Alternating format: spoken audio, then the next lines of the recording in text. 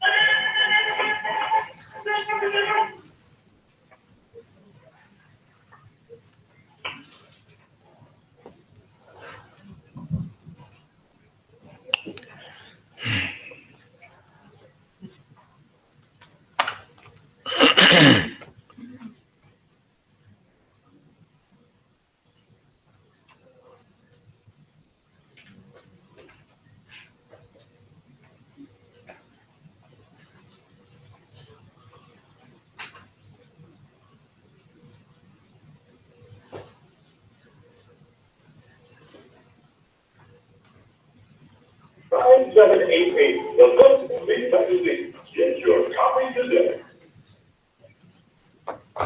We would like to invite you to help support the efforts of the Unity and Rebuilding Fund. This is the website, www.unityandrebuildingfund.com.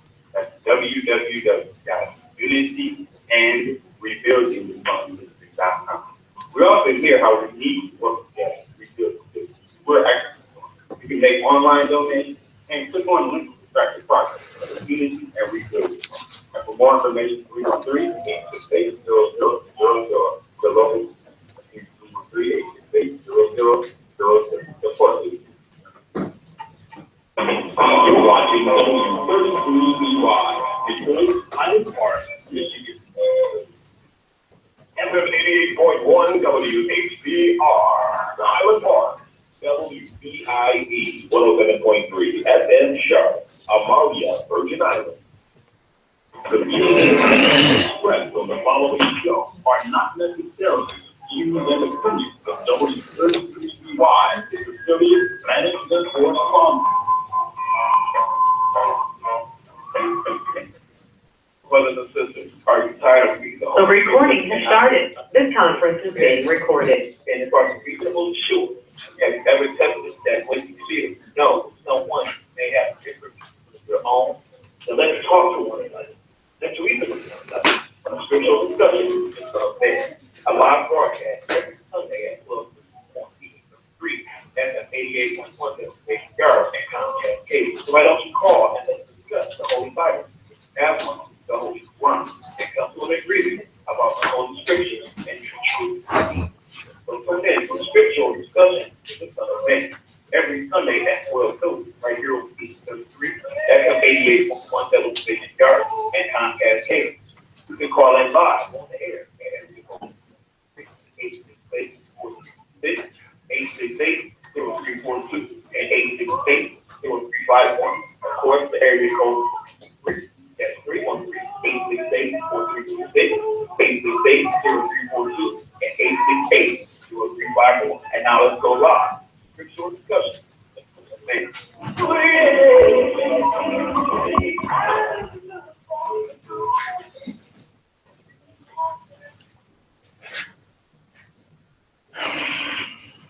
In the name of Allah, the beneficent, the most merciful, the truthful, and the most just. I greet all of you who have the hunger and thirst for Allah's truth and His righteousness. I greet you all with the greeting words of peace. May Allah's salam alaikum.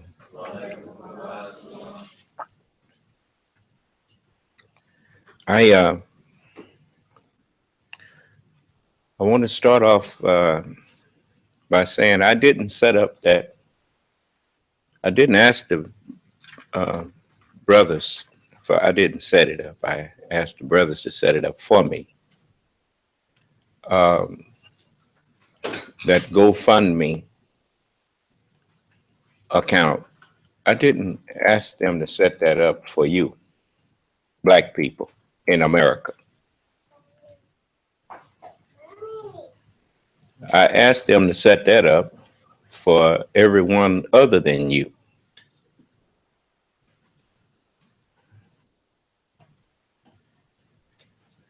You the one that I got to set up to help. And if you want to help, then what you do, you send yours directly to me.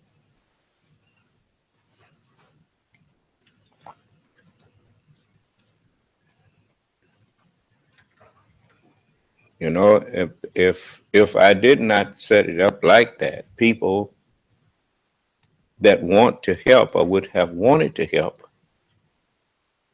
they didn't have a way to do so outside of America and that kind of thing. Inside of America, you always have people who say that if they had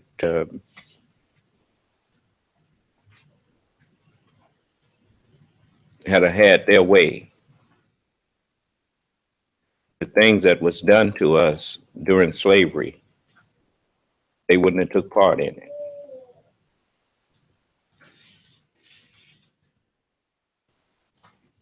Well, now like I said, I want to give everybody justice.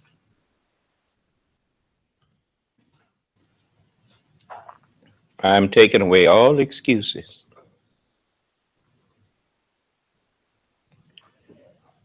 And I know you think that I'm when when I start these meetings, it's like when you have people in a ring,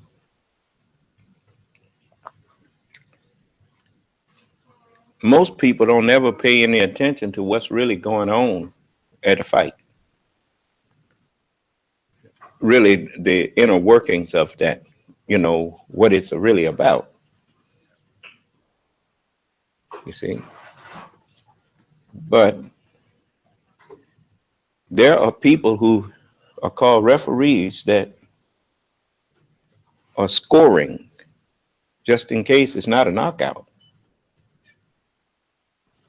They are scoring. So every time the bell rings, every time the bell tolls,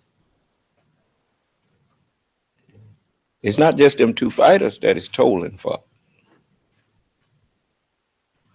It's tolling for everybody that has something to do with that.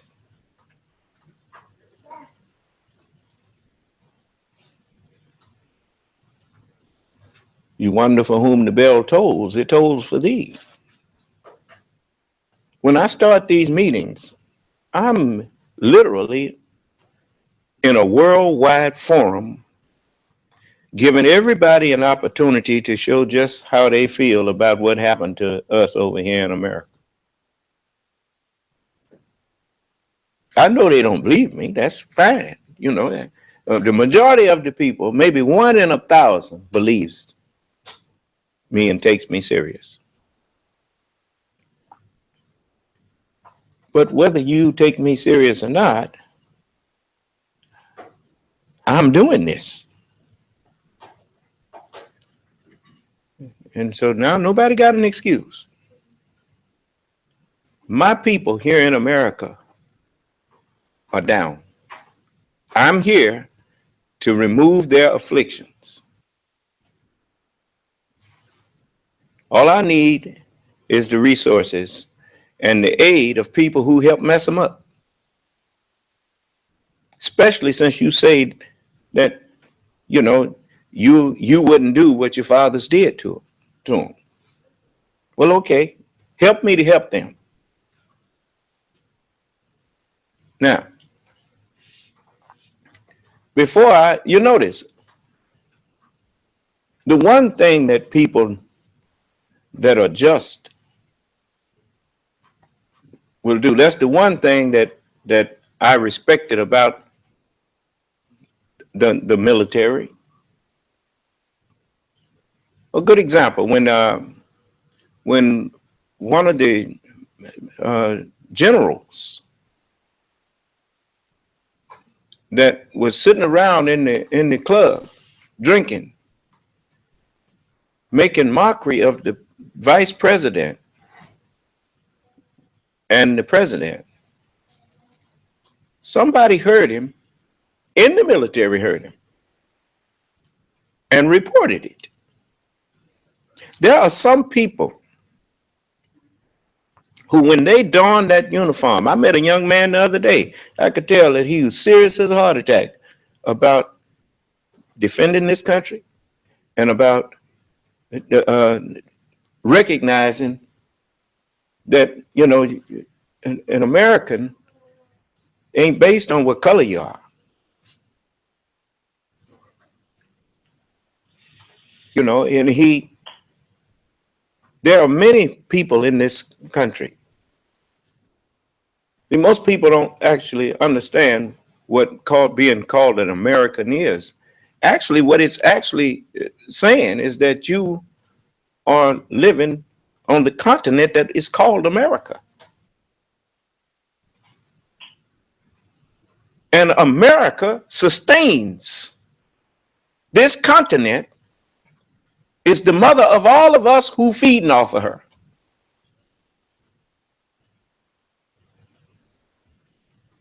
Most people ain't even thought about when Ray Charles was singing that song, America, He was singing about this continent, whether he knew it or not.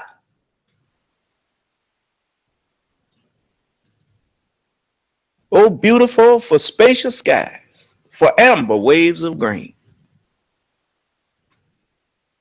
whose purple mountains, I kind of changed it a little bit, like majesties, they stand up. If you ever looked at the coming into California, you come up over the off of 10, and as you get a good view of them mountains on a clear day, they actually look purple. For purple mountain majesties, meaning they stand the majestic mountains above the fruited plain.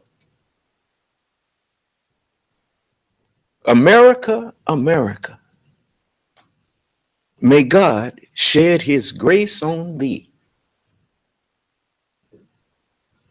and crown your good. Didn't say crown your bigots. Didn't say crown your racists, unless you can show me something good about bigotry and racism. I've been the victim of both, and I can assure you that if you on the receiving end of it, I guarantee you won't think it's good.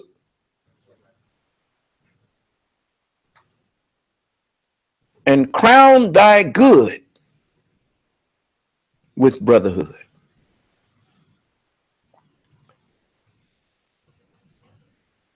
Every human being on this planet was actually made or created Muslim. The Bible says it like this. Let us hear the conclusion of the whole matter. Fear God and keep his commandments. For this is the whole duty.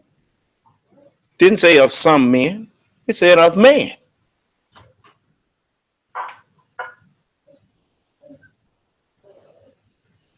That's why even the devil, the man of sin, he addressed Allah.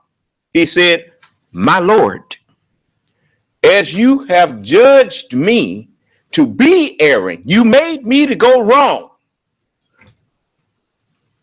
I'm going to certainly make evil fair seeming to them on earth, and I shall cause them all to deviate except your servants from among the purified ones, from among them, the purified ones. It does talk about the prophets, the messengers. And the scripture even made allowance by saying that God spared not angels, but cast angels into hell that disobeyed him.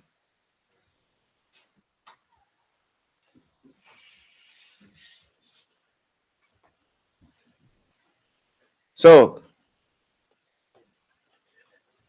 the very purpose of man is to receive and obey instructions from God.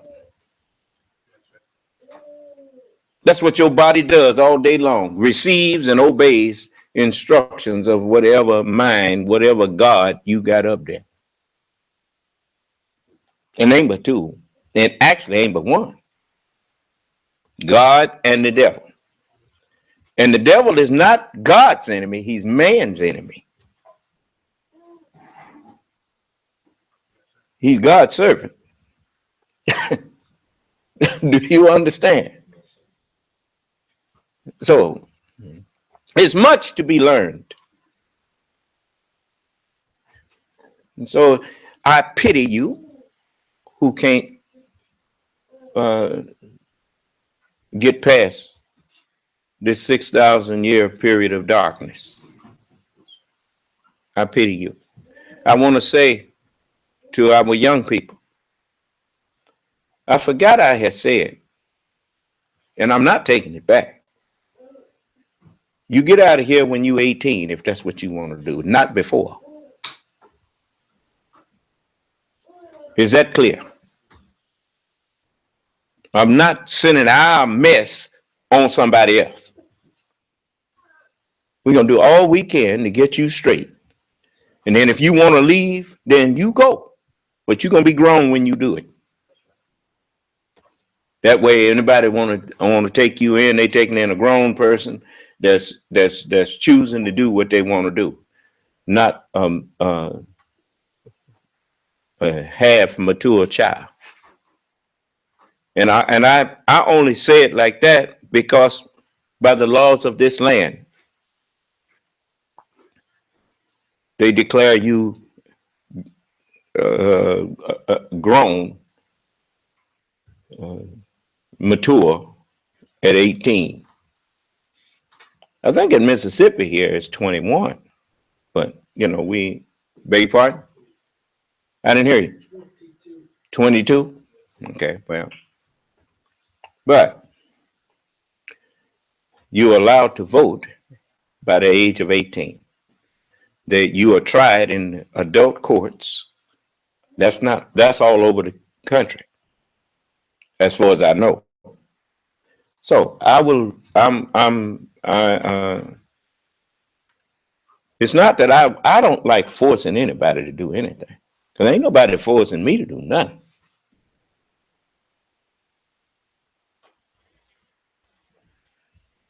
There is no compulsion in religion. I submit to Allah willingly.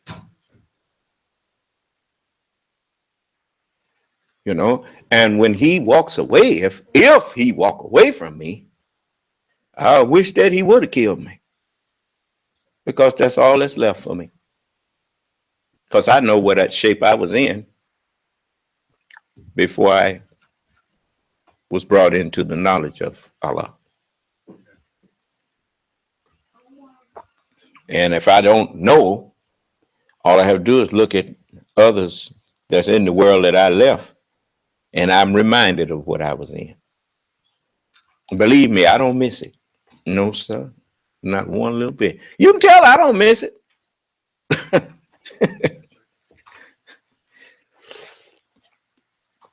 So, it's like if you study the histories of messengers of God, there's a way that you can find some fault with me if you find in my history that I was just a low down individual. Talk to people that grew up with me. Go around, white folks, listen. Go talk to some of them people. They'll give you some dirt on me.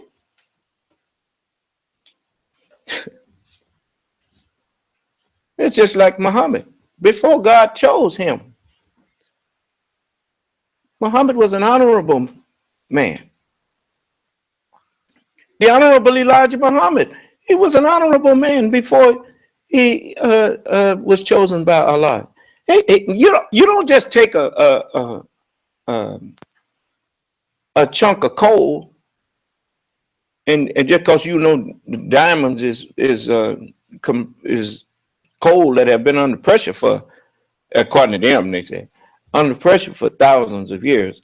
So you take some coal and start cutting it, and all of a sudden you think you're gonna make a diamond out of it. It don't work like that.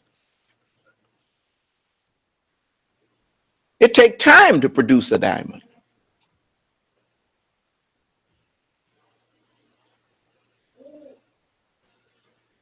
You can't find no dirt on Jesus. When he was growing up, he always was interested in doing the right thing.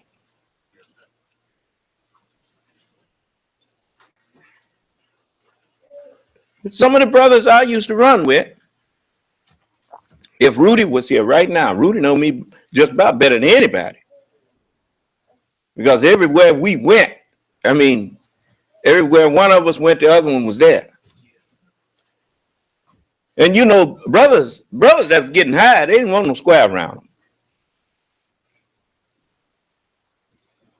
But when they be getting high, and I'd be there, and I wasn't getting high. And they say, "Oh, Marv don't do that." And they didn't have no problem with me hanging with them, because I didn't get high because I didn't want to. That kind of thing frightened me. I just couldn't see myself. I look at some of them be nodding off and going on, and I said, man, I don't want to be like that. But I didn't think I was better than them. And I still hung with them because I needed to hang with them in order to get the experience and understand what my people suffer.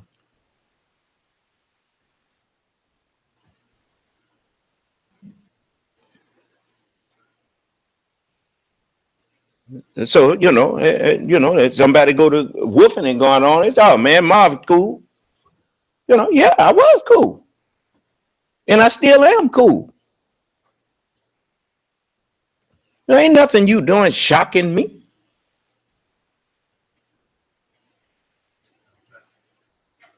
I couldn't help you if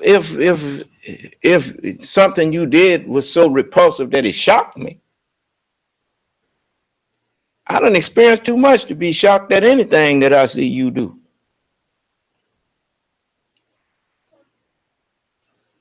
What shocks me is when I'm talking and I don't hear none of you acting a fool. That shocks me. It's a pleasant surprise, but I'm so used to people, acting a fool that it kind of looks strange to me when ain't nobody disrespected. But anyway, I've been doing this for 40 years. So I just want you to know that I was reminded of that today. And we are not here. Look, you cannot turn your love off for people.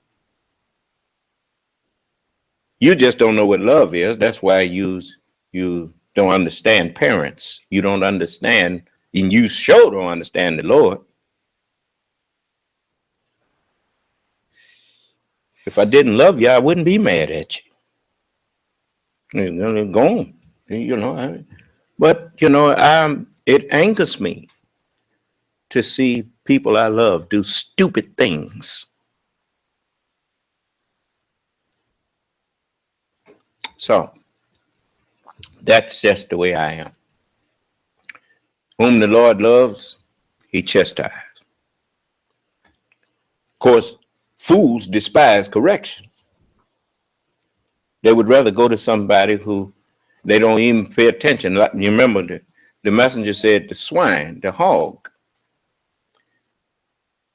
you can feed him and he never look up to see who feeding him.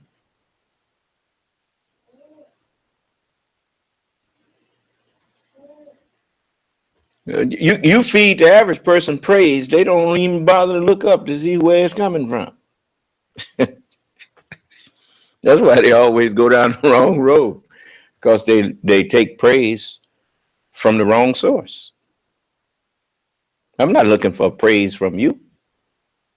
The only ones I'm looking for praise from is those men who brought the truth. Now, if they praise me, then I'm satisfied. And they praise me. They say so many wonderful things about me, I have to go and take a double look at myself. It doesn't seem to me like I'm all of that. But they said it. So I'm going to do my best to live up to it. So I don't, you got some of us, it's like we was talking this morning about the white people who murder black people. We talked a little on that. And I know Sister Miss Ramsey, Colette Ramsey, she she reminded them that if we really was as loving of our people as we claim, why you don't clown and go on when black people kill black people?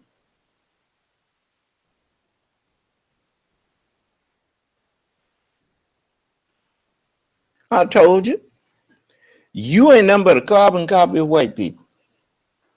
A cheap copy, but you still a copy. Cheap because, you notice when you look at carbon, your ballpoint pen leaves a very distinct line. When you look at the carbon, if you write on the paper through carbon, and you look at the carbon, it don't look, it's there, but it ain't nearly as pronounced as it's shallow. It's somewhat what you call faded looking. I'll show you an example. You can say white people are low down, or they this, or they that. But white people are not going to live in no slum. The majority of them. The one that you see living in a slum, he just trifling. Because he had no business living like that. They hear me talking? With us, we be having parties, living in slum, we're spending our money on everything but cleaning up our community.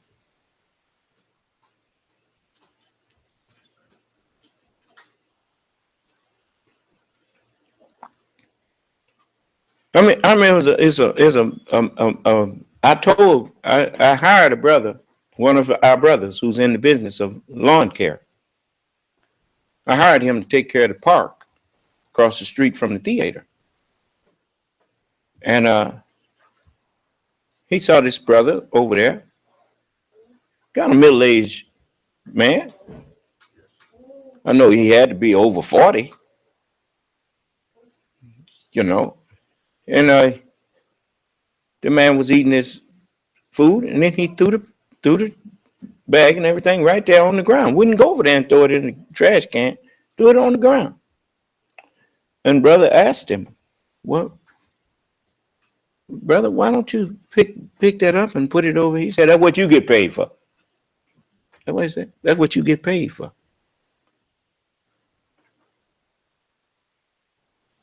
That is how sick we are. I mean, did you really get anything out of Django? I know I was laughing because it was really even the character that Samuel Jackson played. Ain't no Negro come out talking like that, and his boss done told him to take somebody in the house or whatever.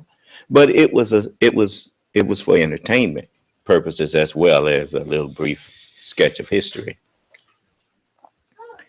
But he was actually mad when he saw a brother, someone who looked like him, in a dignified position.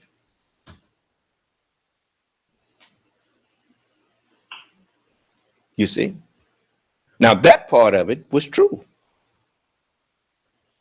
That's why some of them brothers, they stopped, but they getting on the bus, going around the country to protest against President Obama. For what? I do not know. They saw everything I saw. It wasn't that the president wasn't trying to do something for everybody, but what you want him to do? You want the first black president to get into the White House and be an activist. You want him to not be the president. You want him to be an activist. You got a man that's an activist in there now. You like that?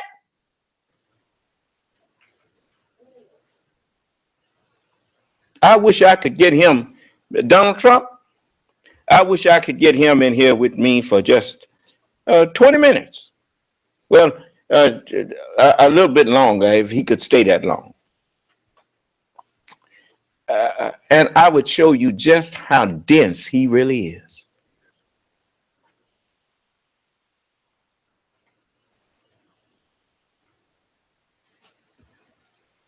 But you know, they say you're known by the company you keep.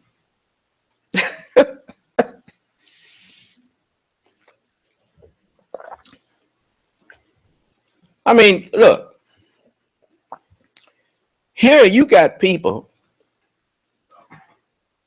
claiming they want their country and waving a flag that represented the downfall of their country. I mean, got Confederate flags all up and down the highway, riding up and down the highway as though that flag represent America.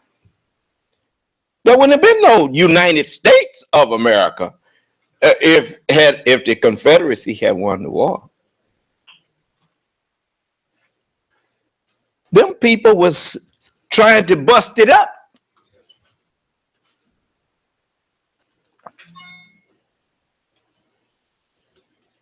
So what are you celebrating? While pretending to wrap yourself up in the stars and stripes like you love them, you love the stars and you lying just like these Negroes that say that they love the Nation of Islam and stuff. Lying.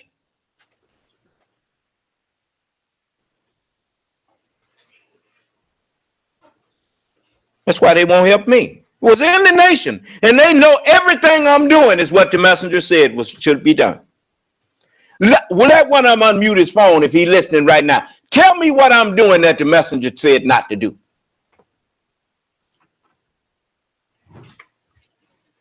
Then why are you supporting everybody who doing just the opposite of what he said do? It's because you're a hypocrite. You know, that's the one thing. See, a hypocrite is a liar.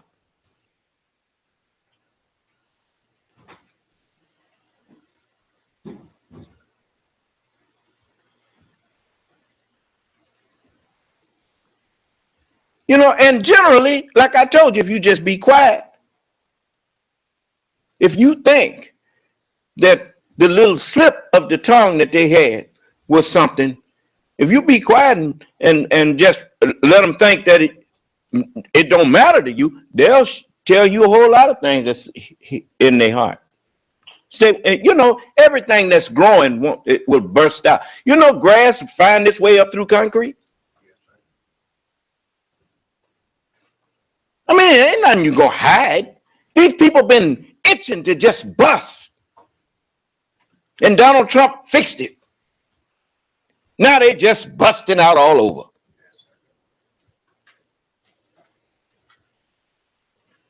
Bunch of racist, cowardly dogs. And you know what's really sad? That if all of them that's supporting him, if you would just get out the way and turn the country over to them, it wouldn't be no America. They don't know how to do nothing but insult people. The very people that they insult is the ones who do most of the work and do most of the maintenance that keeps America great.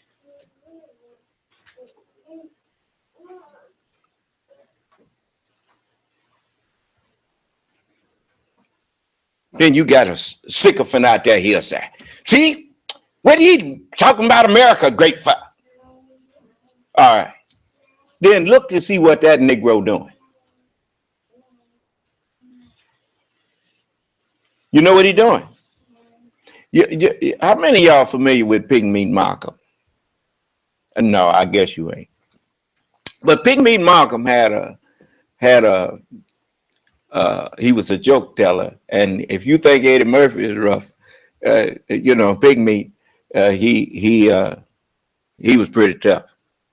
But he had a a joke that he told about the signifying monkey. He up in the tree teasing a lion. One day his foot slipped and his behind hit the ground.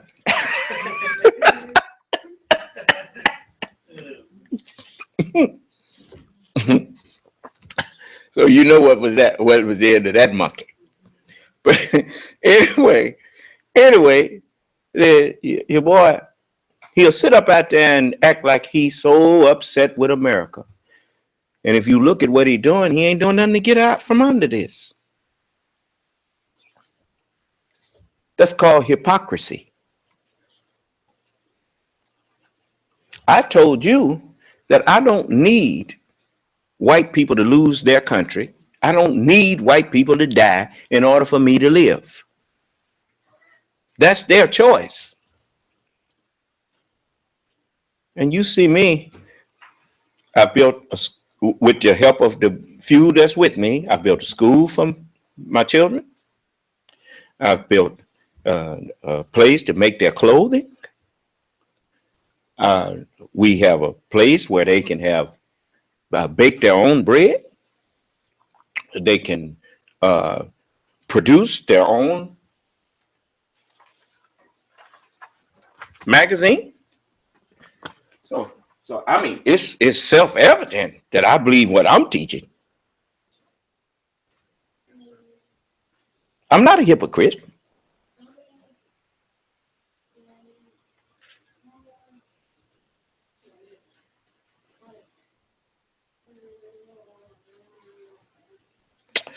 So, you know, it's just like when I talk about black leaders, they get mad.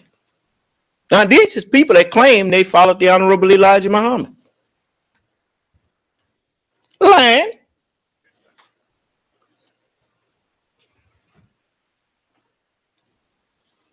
You know, follow. When you say you are a follower of the Honorable Elijah Muhammad, it don't mean trailing him.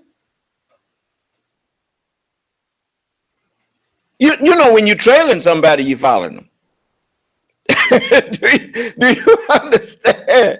But following the Honorable Elijah Muhammad, following any messenger of God, requires I hear and I obey.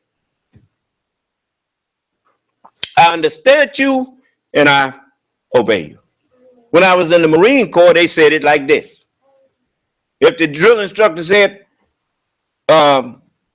march in the child, we said, sir, march in the child. Aye, aye, sir.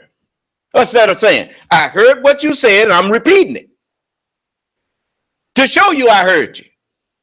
And we say, I mean, I see eye to eye with you. I agree with you, and I'm going to do what you said. I heard you, and I obey you.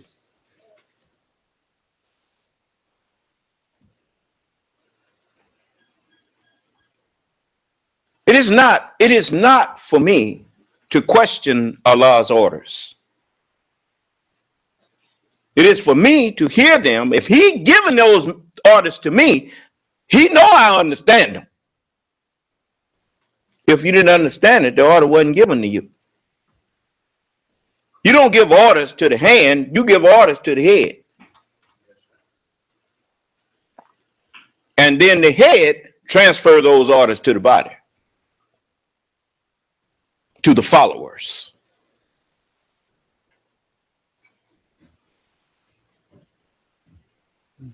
Now, So you have a question. Yes, what is the question? His screen name is Reality's Temple on Earth Internet Ministry. Reality's Temple on Earth Internet Ministries.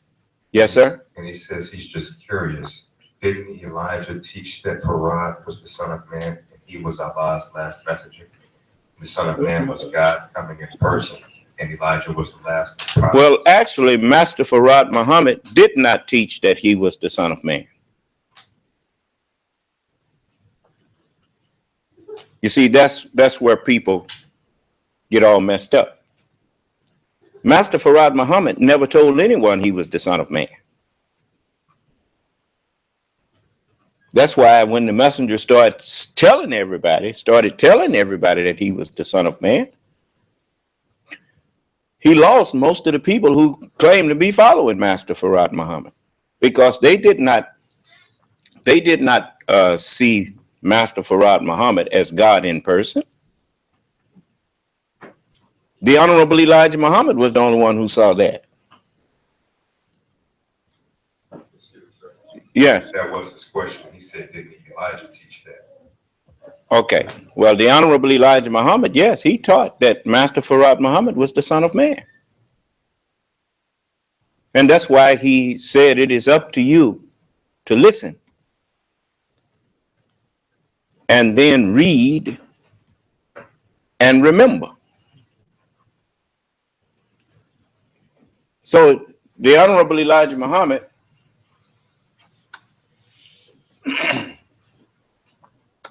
let me play it for you.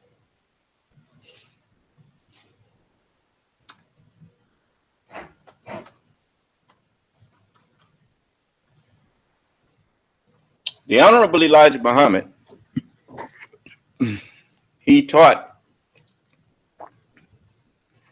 that the teachings that he was teaching, and not only the teaching that he was teaching, but he said this teaching. He was talking about the theology of time. For if it hadn't been for the theology of time, I would not have such a adamant, rock solid understanding that I'm the Son of Man. While he was here, I didn't hear the theology of time.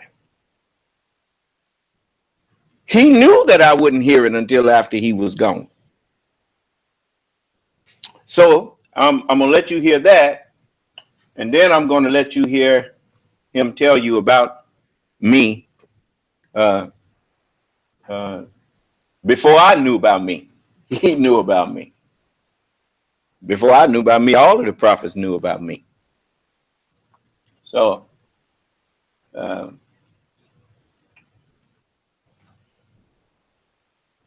let me see here.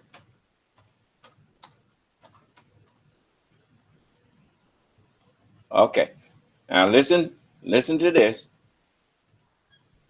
Well, we got time, so I'm going to let you hear him say what else I said too. The other thing that I said.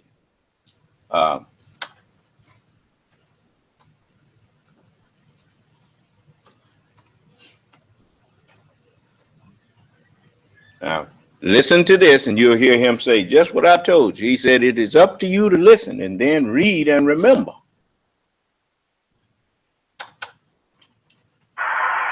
The reason that you must know the truth today, it is because the liar must be removed.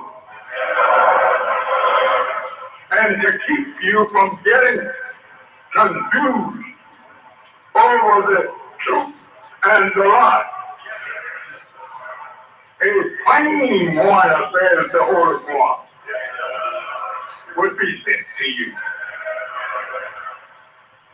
Whom words that will be easy for you to understand. He will speak your own language, and he will be chosen from among you. There will be no stranger coming out of the east to you. It will be one of your own self. Like God has always done in the past. He raised up a warner or a prophet from among the people whom he will warn, so they will not have no excuse to say that they don't understand that strange.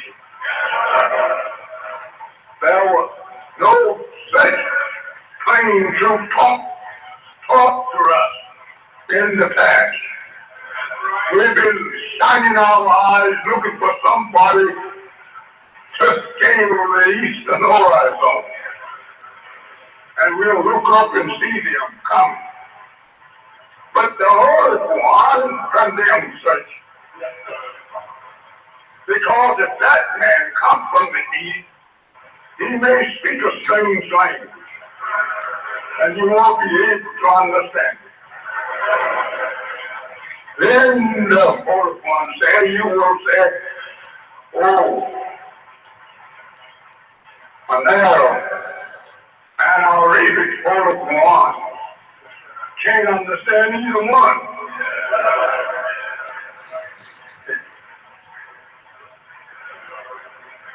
Right?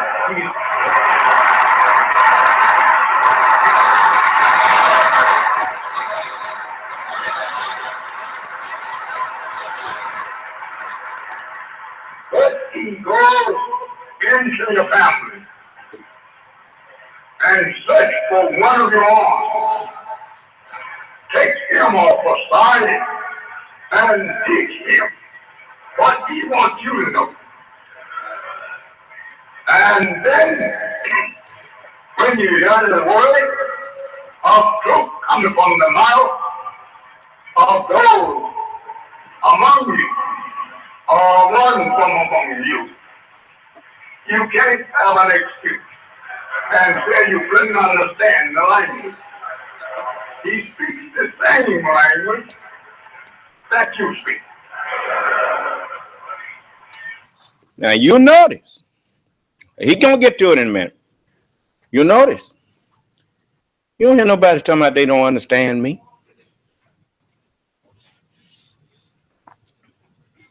He said a lot of things people didn't understand. Not me. That's what take me so long to teach. Why do you think I teach 5 and 6 hours at a time? Because it's my job to make plain to you the understanding of the truth. It ain't enough for me to just stand here and say the word was with God and the word was God. I had to explain to you that the Torah was with Moses. The gospel was with Jesus. The Quran was with Muhammad. In the beginning was the word, and the word was with Moses. The word was with David. The word was with Solomon. But the scripture says the word was with who? God. So he called them to whom the word came, he called them gods. And then I had to show you that in the book. Now you see how long that took? But ain't no misunderstanding when I finish. A plain warner. I want you to listen good. Today you have something coming to some of you who have never heard it before. I am that little fella that he's taking off a side. Turn them center fans off.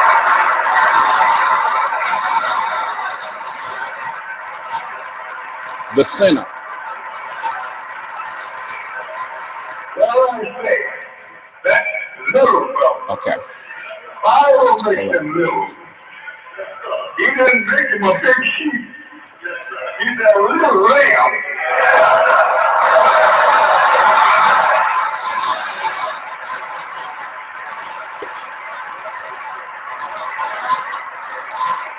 Well, I'm very little. I don't know how much is lamb about me, but I know I'm little. It is up to you to listen. And as you listen, read and remember. I'm going to play that part again.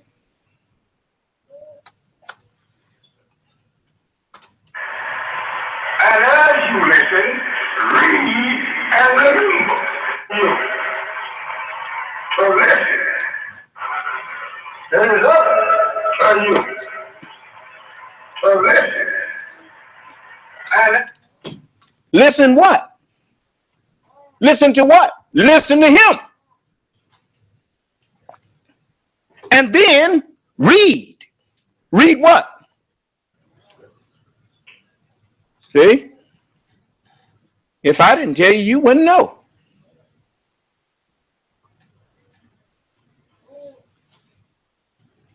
You got to know where to look. The book says he cometh with clouds. The Son of Man comes with clouds. You have to understand what clouds are. Clouds are water vapor. But the Son of Man ain't coming with the kind of clouds that you see up there in the sky, where the airplanes go up and down through. The clouds is the spiritual water vapor, which is called Holy Scriptures. If you want to recognize or see the Son of Man coming, you will see me coming in the Scripture. You had never seen a man go into the Scripture and give the understanding of them without adding his to it and just showing you what the Scripture say this, and then it explains itself over here. I'm the only man who can do that. And so the messenger said, it's up to you to listen. Listen to what he said, and then read. Well, the first thing you need to go and read is Elijah. You need to see, because he said he's the Elijah of the Bible. Let's see what the book said about Elijah. In the book of Malachi, the 4th chapter, and the 5th verse, it says, behold. We don't say behold today. We say look. Is that right? When you get ready to tell somebody about some matter-of-fact thing, you say, look, now this is what we're going to do. Right? Okay. It says, behold, I will send you Elijah the prophet before the coming of the great and dreadful day of the Lord. Well, if Elijah is to come before the great and dreadful day of the Lord, and as the messenger said, it's up to you to listen now. And then read and remember what you read. The book says that the Lamb, over in Revelation, where is it at? Yeah. What chapter? The Lamb is Lord of Lords. King of Kings. That's all these people that claim they know the Bible so well. It's the 17th chapter. And the 14th verse. It says, these shall make war with the Lamb, and the Lamb shall overcome them. The Holy Quran says in chapter, 61?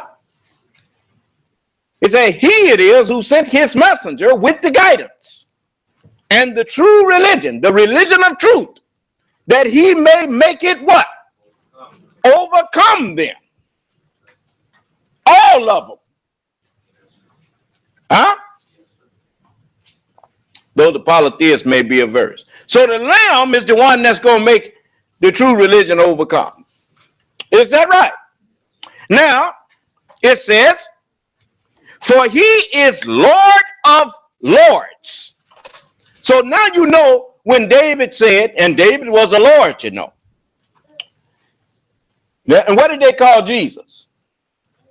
Didn't his disciples call him Lord? Well then, the prophets were the lords of men. Every one of them was the head of every man that came in contact with them. You had to accept them as being the higher power over you. A proof of it was Jonah. When Jonah went to Nineveh, even the king put on ashes and sackcloth, meaning put on humility and stop sinning. Since wickedness is fire, when you put fire out, ashes is left. So when Jonah warned the king, he had his whole kingdom, him included, put on ashes and sackcloth. Sackcloth is the type of clothing that paupers and poor people wear. It's a humble. That shows that when he says sackcloth, he's talking about humility, not arrogance and bigotry. So the book says that the Lamb shall overcome them, for he is Lord of lords. David said this. He said, the Lord is my shepherd. He's my Lord.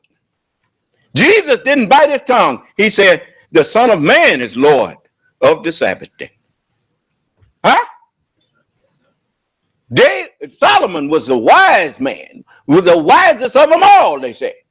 And what did Solomon say? He didn't say, trust in me. He said, trust in the Lord with all your heart and lean not to your own understanding. And in all your ways, you notice, if I didn't explain to you ways, you wouldn't understand it. How many times have you heard a person talk about their way of life? Well, there are many ways to live life. But in all your ways that you decide you might want to live, you better check with the Lord first and see if that's going to benefit you. Because if you don't take his advice, you're going down the wrong path. Do you understand? In all your ways, acknowledge him, and he will direct your path. Huh?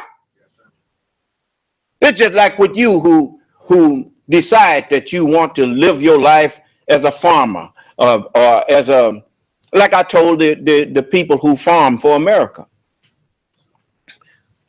I'm not trying to stop you from farming. I'm just telling you, stop all of this shortcuts. You knew how to farm properly. You knew how to grow food. I mean, at first, there was no such thing as going to an organic market, because all of the farmers let their food grow naturally like it's supposed to, and wasn't no bunch of sick folks in this country. Except from even eating pig, God protected you from that. Now I'm telling you, you pig farmer, stop selling pig to your people. The worms in that pig is just 1 square inch of it is enough to kill you.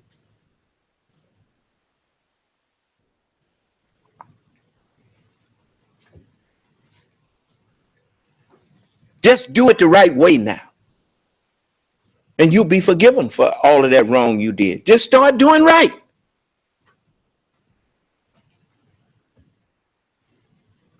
You notice, nobody really holds butterflies responsible for what they did when there's a caterpillar.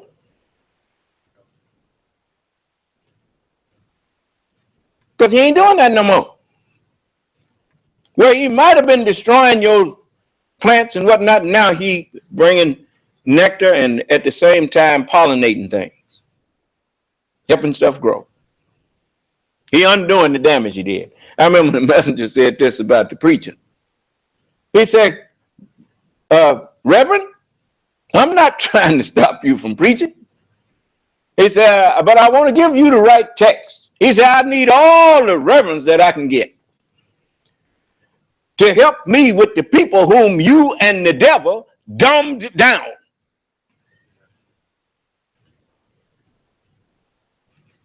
Of course, now I don't need you to preach for me. I need you to bring my people to me and get out the way. We designed the vehicle for me to teach everybody at the same time. It's called internet.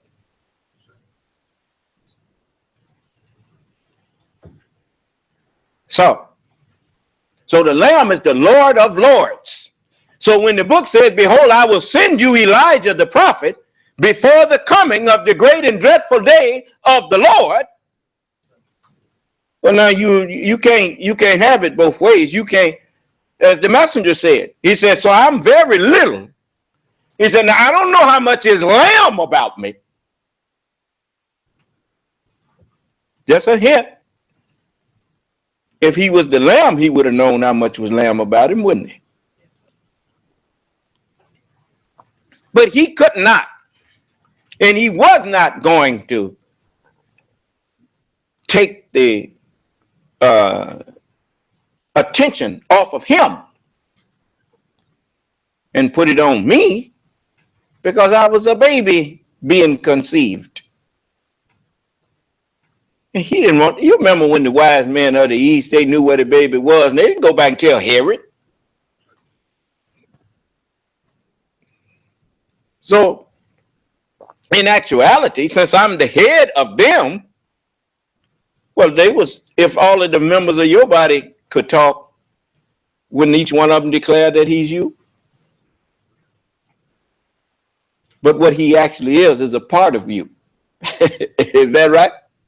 The only member that can use the term I and me is the head. And when he say that, it's because he have control over every other member. Do you understand? The members don't have control over the head. The head have control over the members. You see? And Paul, he acknowledged that. He said, now we prophesy. What did he say we for? If it was just talking about him. He was speaking for the rest of them too. He said, we prophesy in part. But when that one which is perfect is come, that which is in part shall be done away. Huh? Okay. So the Honorable Elijah Muhammad, now I want you to listen again, because he told you it's up to you to listen. And he said, I don't know how much is lamb about me. Well, that just blew right past all of them. They still called him lamb. And he just told them that he wasn't. The Bible makes them little. He didn't make him a big sheep. He's a little lamb.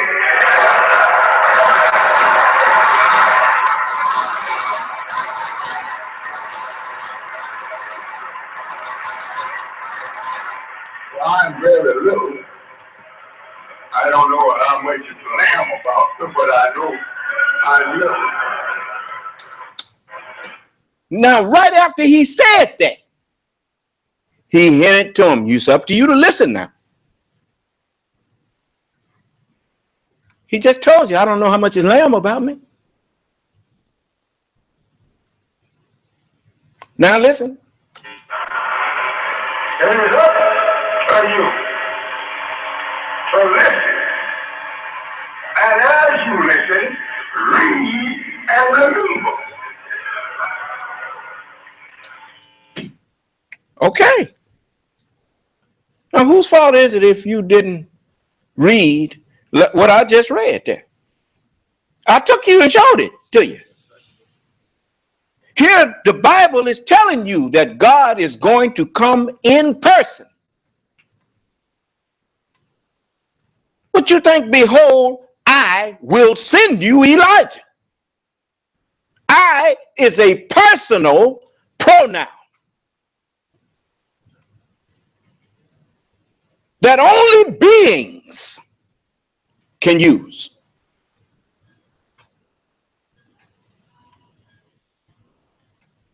The Honorable Elijah Muhammad, when he first saw and heard Master Farad Muhammad,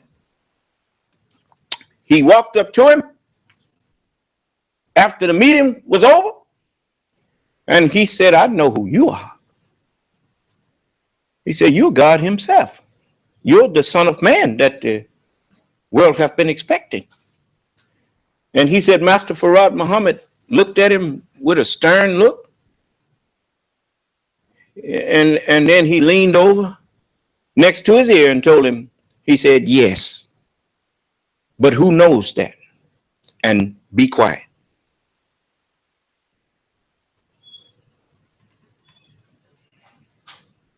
So, I know the brother thought I was trying to duck his question. I'm not going to say he thought it, but a lot of times the way I answer people, they think because I give in-depth answers.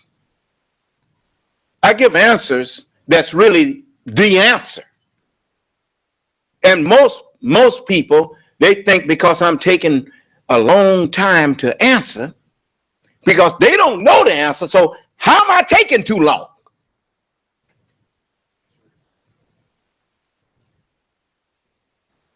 If you can teach it, you teach it. And I'll listen to you. Sir, he said something else. He said, thanks. No, brother. I wasn't fussing at him. No, I want to finish answering the question. I ain't even through yet. I know he may be satisfied, but I want to make sure that you understand why I'm the Son of Man. So the messenger, he said Master Farad Muhammad was the Son of Man. Okay. Most people don't understand that Son of Man should have actually been spelled S-U-N.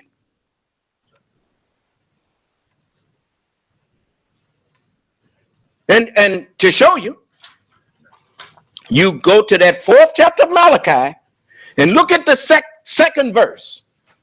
It says, but unto you that fear my name shall the what? The S-U-N of righteousness arise. Now let me tell you something. You can get mad or you can get glad or you can get serious and get real. I'm not here to teach emotionalism. I say like WD said, emotionalism is not a force to rock this house.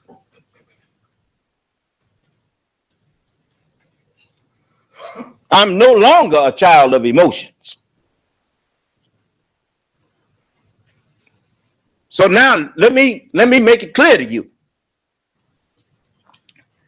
The Caucasian, white man,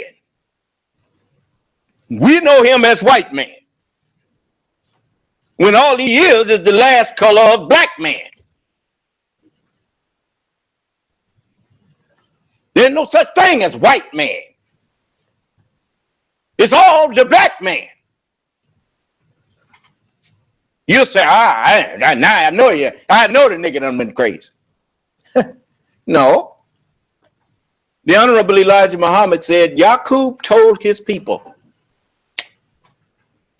how to graft and bleach themselves out. That's all you're doing when you graft and you breed lighter ones with lighter ones. He even told them about how to stop black ones from when two really black ones come together wanting to get married. He said, pretend to be examining their blood and then come back and tell them that they are incompatible. He didn't even tell everybody what he was doing. He only told those on a need-to-know basis. It's just like the government of America right now. I mean, that was a time, man. You had to have security clearance. They done got lax on that now. Proof of that is who's the president. Ain't no way he's been president under Hoover. Probably been sitting up in jail now. But anyway, I'm talking about J. Edgar. But anyway, they kept such strict adherence to what Jacob taught them that when they formed their government, they made circles within circles. And if your level of clearance didn't allow you to get past the door of one circle to another, and they just told you're not allowed in here. Do you understand? They made sure that only the rulers knew the whole truth. Do you understand? And so Yaqub told his scientists, he said, now you denied two black ones from coming together, but when a lighter one, a brown one and a black one come, you can let them get together and just keep on. And once you got an all brown race, he said, then do the birth control law on them just till you get a yellow people. And then he said, and once you become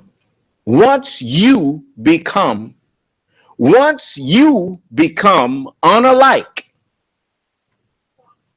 go back among the original people, the black people, and take your wives and your children and rent rooms from them, and then have your wives come down and tell the neighbors that they overheard them being talked about and saying bad things about them. And when you have them fighting with each other, ask them to let you mediate it. And if they will let you be the mediator, you can rule both of them. And that's what Yaqub taught him. And so when the king, the problem of not being able to get along, when it was brought to the attention of the king, he asked him, how long have this been going on? This is a message to the black man. All you have to do is go ahead and read it. And they told the king, he said, about 6 months. And the king looked at him and said, how long has the strangers been among us? And they said, about 6 months. He said, well, that's your problem. So they rounded up all that they could find. You see, we didn't just say, let's make man in our image after our likeness. We said, and let them have dominion. So naturally, it was some black people helping them to run this game. Do you understand? Oh, you thought I didn't see you? Yeah, I see everybody. But it was done to get me here. Now it's time to stop. Remember the Sabbath day. This is the day that the Lord hath made. How did I make this day? Tell me.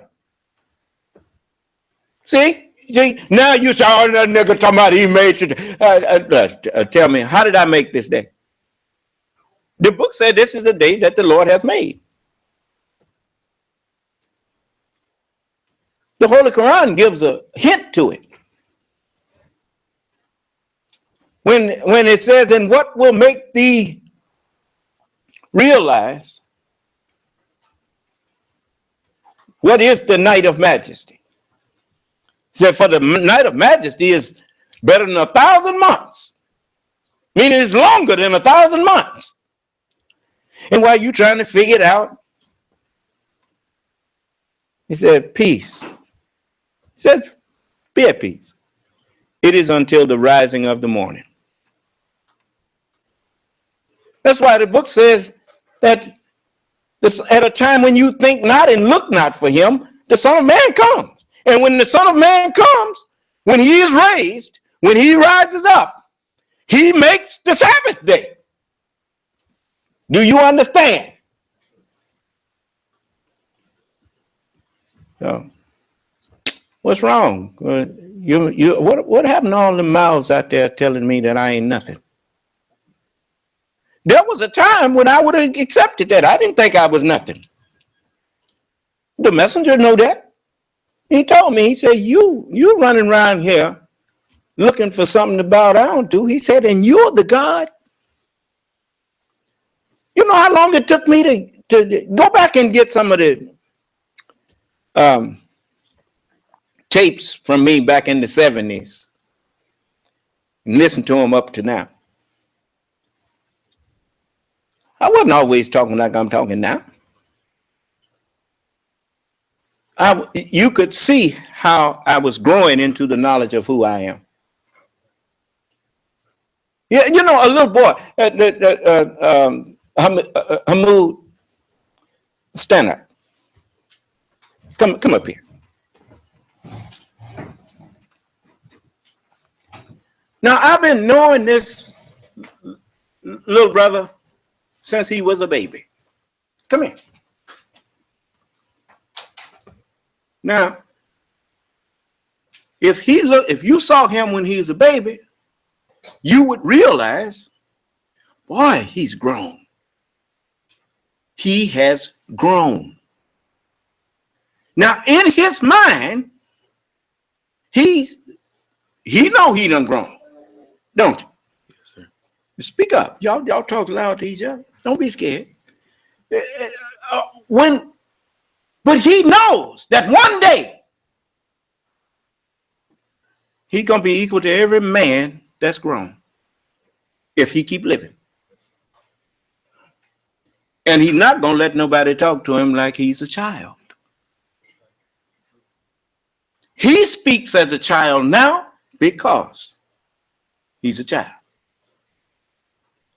And he's a child relatively speaking. But he's not a child in the true sense of the word because he's older than 10 years old. So now he's about in puberty. And that means he's producing life germs now. So it is time now for him to start being taught to practice some of the ways of man.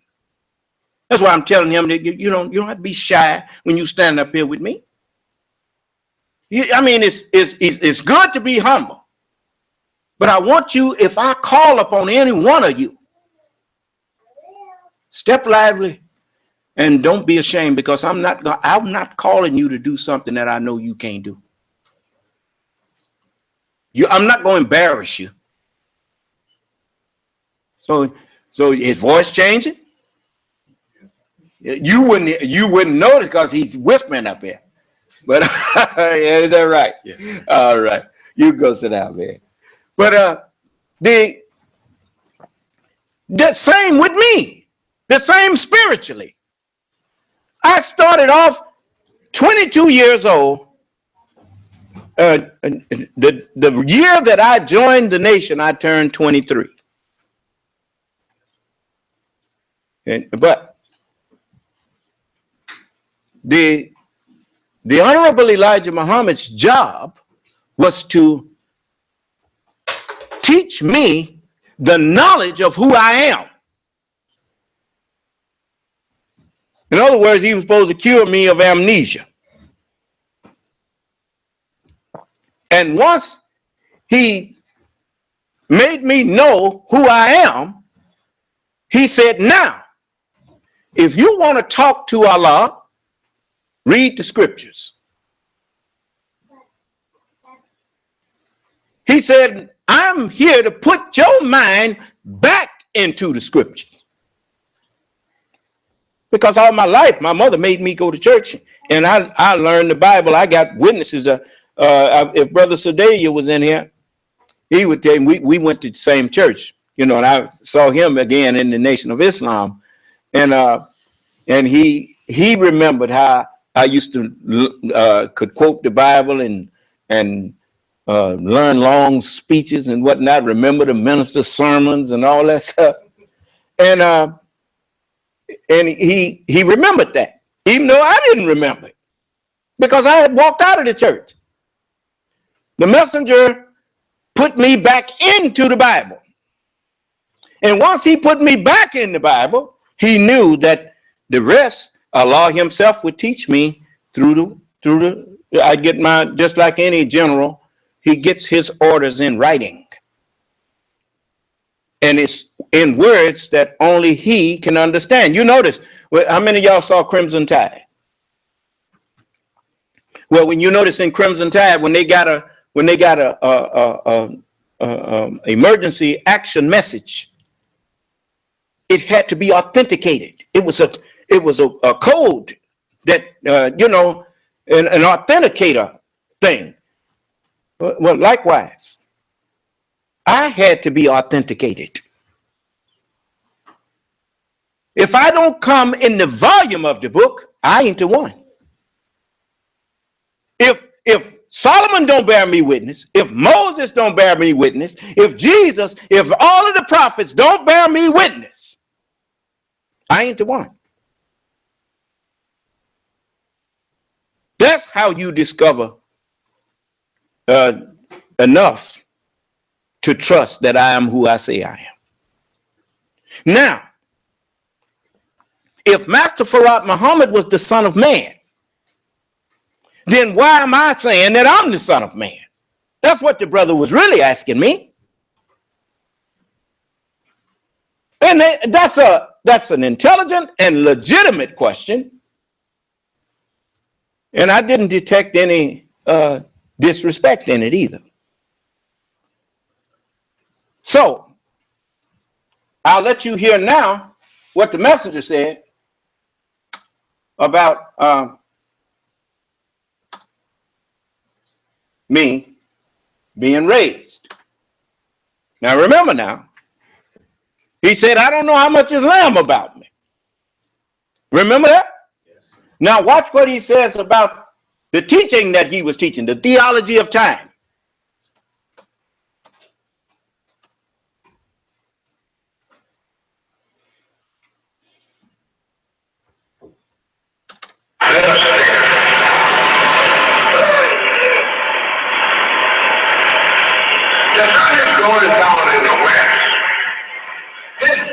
That I gave to you last Sunday will rise a powerful son of truth and the spirit of truth from this part of our planet. Unless whom God has raised up among us, no more will you look towards the east after this for a light of truth to come. For the light of truth, which disciples of the east will not any more forgive you, will come from the west. The messenger called the prophets scientists. You notice no prophet explained his teachings to the people. You say, well, Jesus did. No, he didn't. Jesus gave them a surface or a shallow answer to some of the things he was saying, because his disciples even asked him and said, why are you speaking to the people in parables?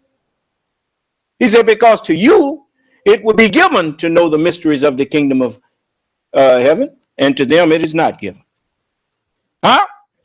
And he said, hear the parable of the sower. When anyone hears the word and understandeth it not, then immediately the wicked one cometh and snatcheth away that which was sown in his heart. He said, this is he that receives seed by the wayside. But when he started telling them, yet a little while and you shall not see me, and again a little while you shall see me, and I go to my Father. And they said, what is this he's saying? He didn't explain it to them. He gave them another parable. So the Prophet Muhammad didn't sit down teaching nobody the understanding of the Holy Quran. And he sure didn't teach on the gospel and the Torah. He simply, when they came to him, those who believed in Moses, or claimed they believed in Moses, or claimed they believed in another prophet, they come to Prophet Muhammad trying to get him to make a judgment between them. He asked them, what's written in your scripture? And they would tell him, he said, then you believe in that which was revealed to you from your Lord, from your prophet.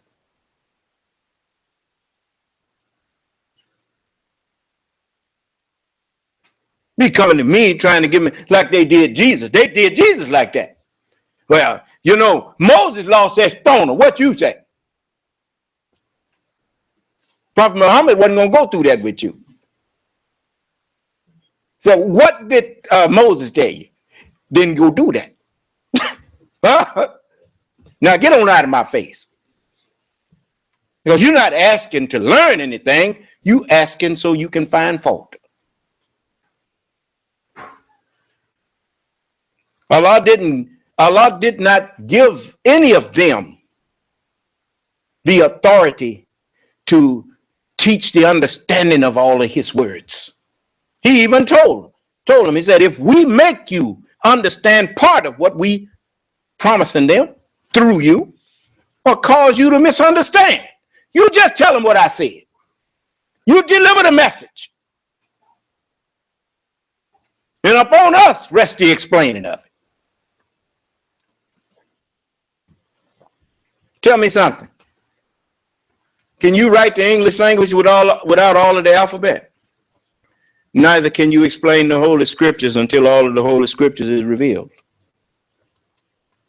They had to first get the Holy Scriptures before you can start revealing them. And Prophet Muhammad brought the last revelation.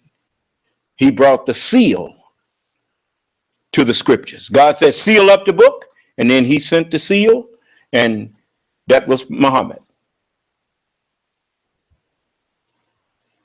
You see?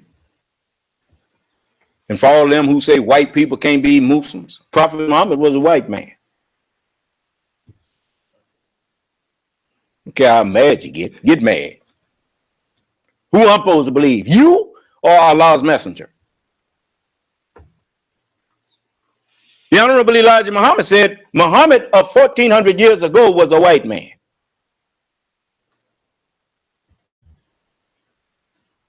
And he didn't say he was a devil. He said he was a white man. And he made sure that I understood what he was saying, because he said I was in the airport talking with the devil. He said, excuse me, not a devil, with a Muslim. He was letting me understand that, don't think that we talking about skin here. Skin don't make nobody right, and it don't make nobody wrong. Do you understand? So foolishness is bound up in whose bosom? So when I was a fool, I acted as a fool and I thought as a fool. But now that I'm a man, I put away fools' ideas. Okay? So I'm going to let you heard him say this teaching was going to rise up a powerful son of truth. The son of truth. Well, he said that the scientists of the East couldn't give you the light of understanding. What does the sun do, the physical sun do to the creation when it rises out the east and shines all the way to the west? It starts making things clear to you, huh? You see? I can see clearly now, the rain is gone. Yeah. They sung songs about that. Ain't that right? And another, on a clear day, you can see forever. Is that right? Yeah. But in actuality, not on a clear day. You can't see forever on a clear day. You can see forever on a clear night.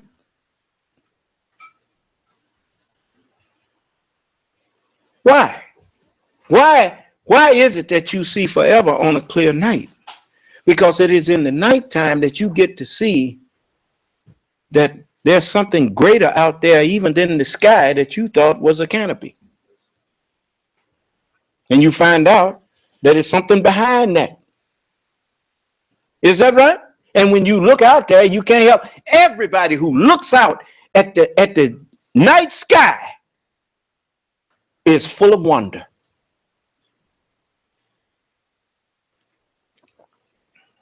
It ain't nobody who can go outside and look at all of that and not marvel over it and wonder about every point of light that's out there. Isn't that something? See how much we are alike? So let's go a little further now. Now, he said this teaching is going to rise a powerful son of truth. Why did he say of truth? Many people think the truth is just everything about everything. That's not what the prophets was talking about, though. Jesus told you what the truth is. In the 17th chapter of the book of John, and the 17th verse, it says, sanctify them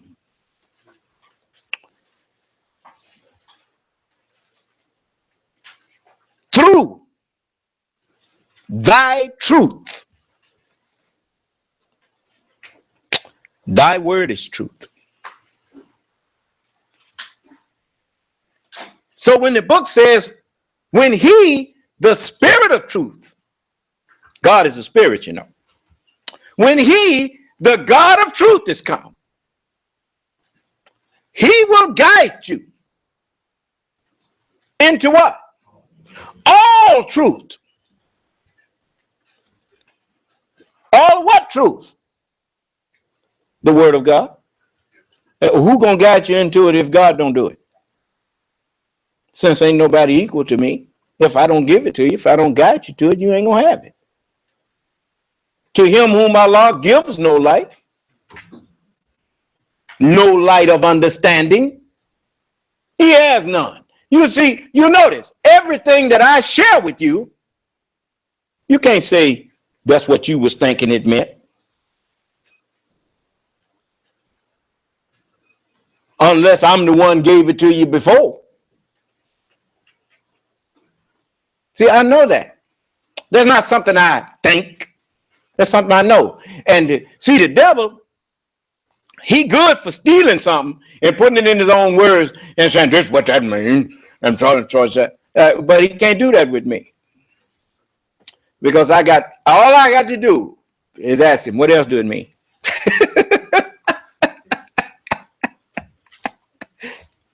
I'm only giving you one of the meanings of these things.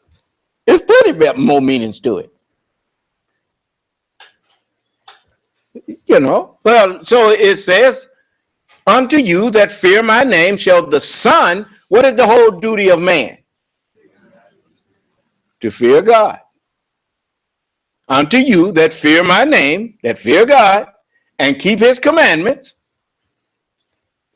Huh? Yes. What is the whole duty of man? To fear God and keep his commandments. So those who keep their duty, I'm here to guide you into all of the word of God, all of the understanding. You see, that you need, and just like in this world, they give you clearance and understanding on a need to know basis. Why trouble you with something that's beyond your scope? Why trouble you with something that actually you're not going to have any part in doing?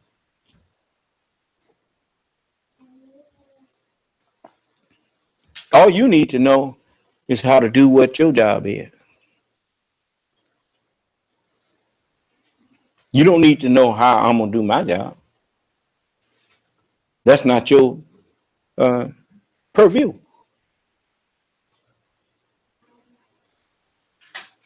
You couldn't know it anyway. If anybody could know it, they wouldn't have had to wait on me to be born.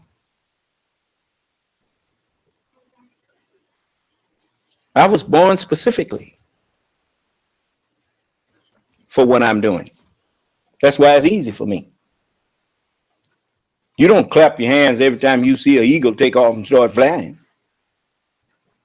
What are you clapping for? I mean, he doing what he was born to do.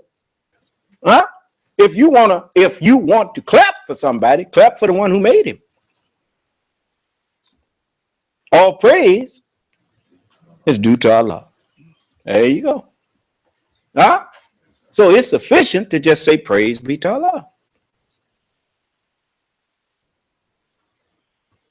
Now let's cut to the chase to finally put the nail in that coffin as far as my brother, what was his name? He had a pretty long title there. His screen name is Reality's Temple. Well, we'll just call it Reality's Temple. Now I'm giving Reality's Temple some more reality here. So now here it is. Let me finish it up. Let's see here. Give me a minute.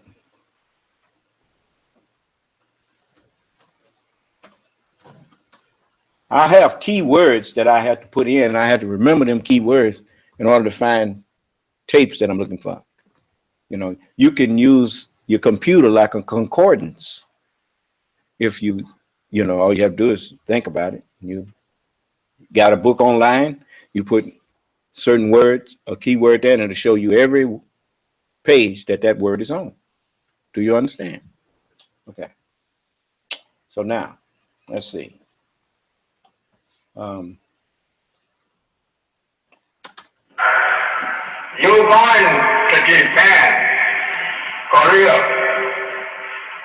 and other places where that you have learned that I'm going to try to get you so that he can put you back in some information. It is not that Allah, God will stay among us in person, but He raises up one. Just like Himself having the same idea before the appearance of Allah. You had this some information. It is not that Allah, God will stay among us in person, but He raises up one. Just like Himself having the same idea. You had this some information.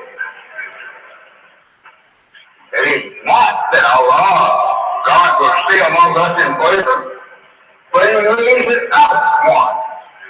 Just like Himself having the same idea. So you see, He said it is not that Allah, God, will stay among us in person, but He raises up one just like Himself, having what? Having the same mind. The same idea is the same mind. Okay, now, this teaching will rise that one. That's what He said. This teaching will rise a powerful Son of Truth and the Spirit of Truth from this part of our planet, among us whom God have raised up. Well, now, so where's that at in the scripture? It's up to you to listen and then read and remember. So read Revelation, the first chapter. It says, in the 10th verse, it says, I was in the Spirit on the Lord's day, on the Sabbath day. That's the Lord's day, ain't it? Okay.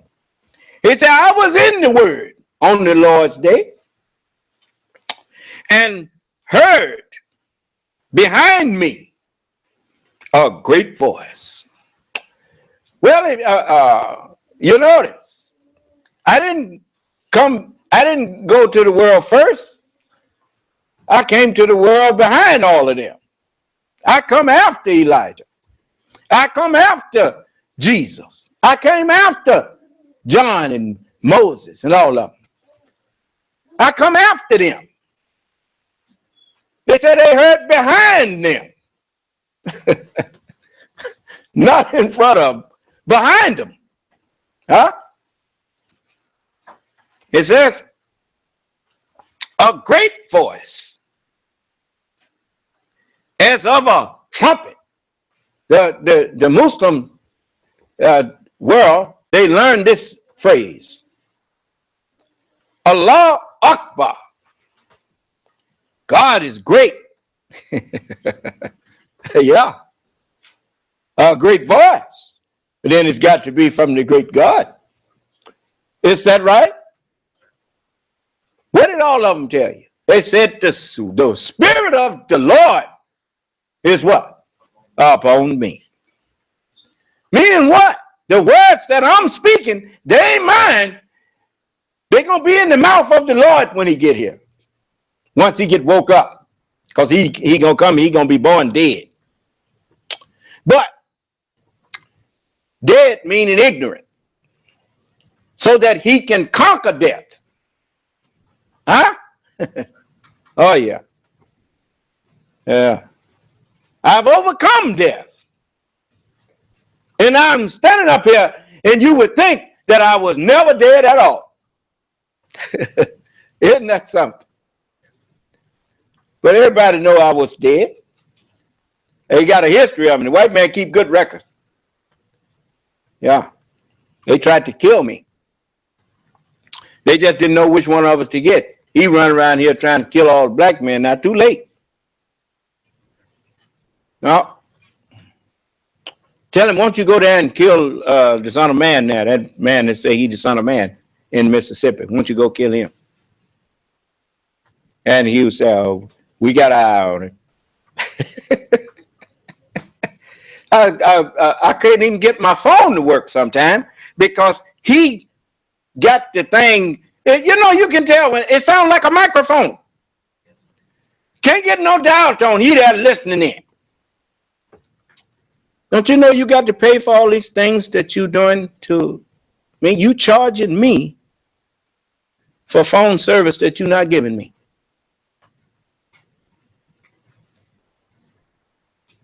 With that T1 line, that T1 line costs us $1,500 and some a month.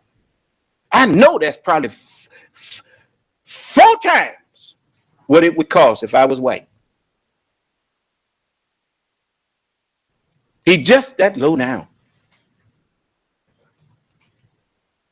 You thought I don't know what you're doing? I know what you're doing. You don't know what you're doing, though. Haven't you seen that you ain't getting nowhere robbing me? In Texas alone, you blurted out that they $106 billion worth of damage been done. I told you everything you do to me to rob me is going to hit America.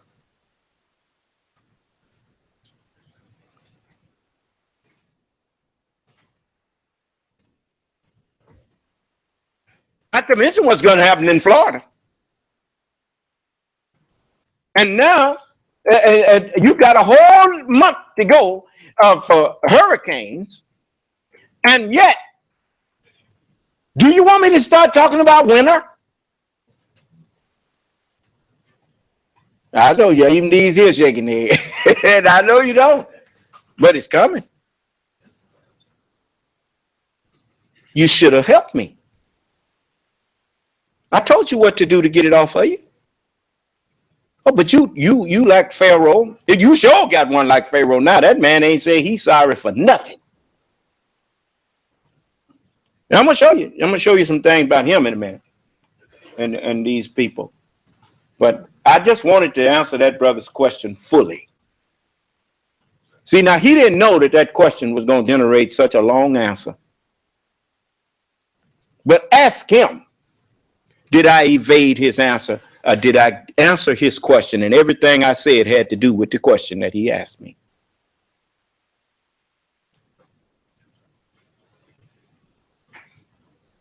Don't never say to me, I got a quick question. You don't know whether the question you asking me is going to have a quick answer. If I create the question, I guarantee you, it ain't no quick answer in order to really make you understand. In order to teach a child that 2 times 2 is 4, that requires a lot of explanation.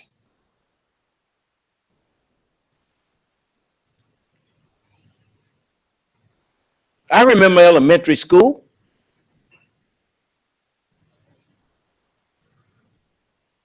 Because if you haven't taught them what they are actually saying, and how to check it, you ain't taught it to them.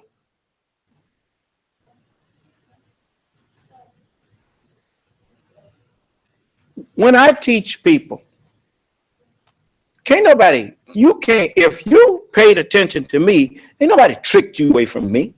You just left me. Ain't nobody, that was you. Ain't nobody ran no game on you. No, I give you understanding so that you can see clearly. It's not my fault if you didn't pay attention. I told all of you all, plan your life around your religion and don't plan your religion around your life. Didn't I tell you that? Ain't my fault if you thought something was more important than sitting here listening to what I was teaching you from Allah. That's your fault. Am I clear? All right. Now, you get mad at me all you want. But the one you're going to hate when it's all said and done is the one you see every time you look in the mirror. So now, I want to get to something else here. These things you need. Hey, Sir? Before you go into your next subject, right at the very beginning, would you repeat what you said about, GoFundMe account? That GoFundMe account, I didn't set it up for my people here in America to go contribute to that. I set it up for people other than my people to contribute to it. It's for my people. Anything that my people want to do to help me, don't you do it on GoFundMe. You come to me. You give it to me. My address is 5306 Red Lick Road. Yeah, that's Red Lick. Just like I saw Blue Lick, and I think they got a White Lick. A matter of fact, I know they do. So I stay on Red Lick Road. And REDLICK is just what it is. When I first heard it, it kind of sounds strange to me too. But, matter of fact, it used to be Red Lick, Mississippi. Now they call it Red Lick Road. It's still Red Lick. We in Red Lick, but they changed it to Lorman, Mississippi. And so I stay at 5306 Red Lick Road, and that's Lorman, LORMAN, Mississippi. And the zip code is 39096. And like I said, we want to raise approximately, to get us started, $500 million. And seeing as how they already, they done gave billions of dollars to start cleanup effort in Texas there. I know they got the money. And they take that much taxes from our people almost every week. So that ain't no big thing. As a matter of fact, I know they take that much a week, much money as we spend. So I would like them all over the world. I don't think that's too much to ask. For all of you stood by and watched us over here suffering, you see these people over here shooting us down already, and you blame us. And in actuality, he done showed you what he did to us. My people are sick.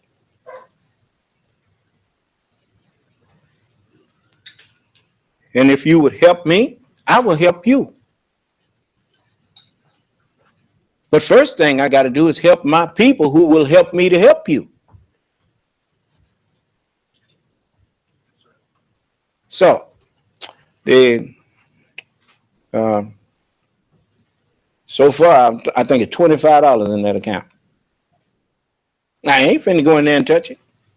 And if it don't get up to where I want it, well then I ain't gonna worry about it. This is to show me what's in your heart. That's all.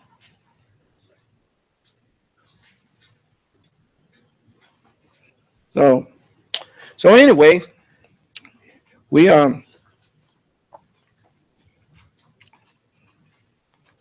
say things, ain't my fault because you forget. It ain't my fault. Now, this next thing, you know, the scripture says that the time has come. Let me read it to you. You need to see this. In 1 Peter, the 4th chapter.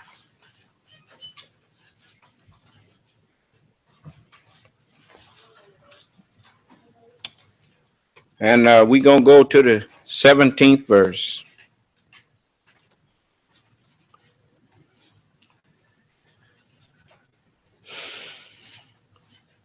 It says, for the time is come that judgment must begin at whose house? At the house of God. If prophets were not without honor, except in their own house and among their own kinsmen,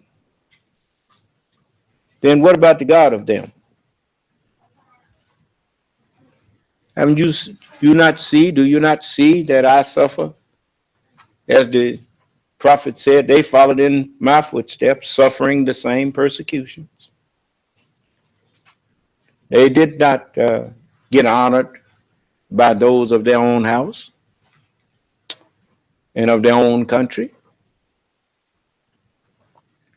And the Nation of Islam rejected me. Yeah, they were talking about they love black and they got no problem with the black man being in charge or the black man being God, but they didn't mean it. No, every one of them wanted to be God. They didn't want to serve God. They wanted to be God. And that's fine if you understand that even your finger is you because it's a part of you. But the head is the only member that says I and me, that can say I am this person. Do you understand? So that's not the way we think, but that's what we do. Don't no other member of your body claim to be you, even though you claim all of them are you. But you refer to them as in the possessive. My hand, my foot, my knee, my finger. Right? Okay. My followers.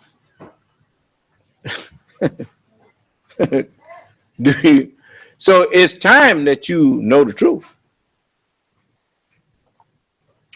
And just remember now, whatever choices you make, you the one gonna have to live with them.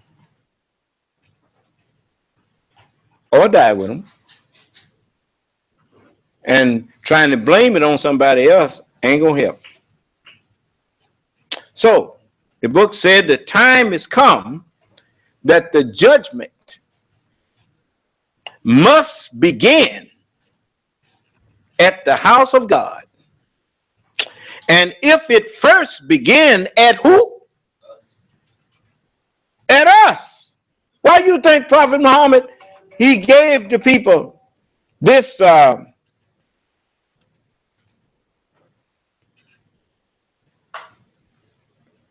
brother just told me damage in Texas has been up to $160 billion. And all I asked for was $500 million to help my whole people. Yeah. You still think that's a lot of money? $500 million, you think that's a lot of money? Well, what about $160 billion just for Texas? And not for the whole state, for Houston and a little of the surrounding counties in there. All I asked for was $500 million for my whole people. Just get us started. I'm not trying to freeload off of nobody. Because there's enough talent among my people that I know what to do with the money. I'll make it grow. That's what they're scared of. They got an old saying, give a nigga an inch.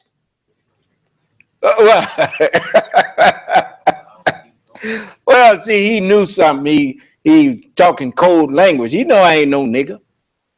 A nigga, you give a nigga 1,000 miles and he ain't gonna get nowhere. You can give him all the billions in the world. All he doing holding it for you.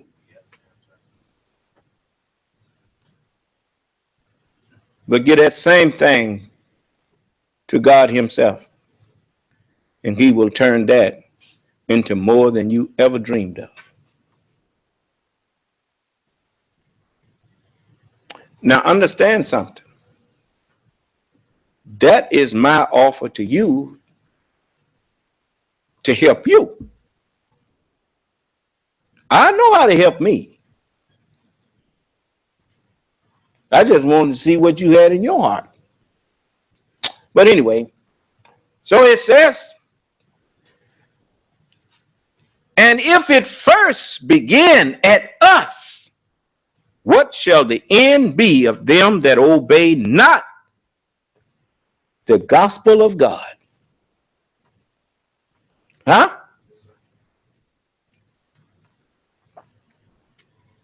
So I want you to hear this. This is the Honorable Elijah Muhammad.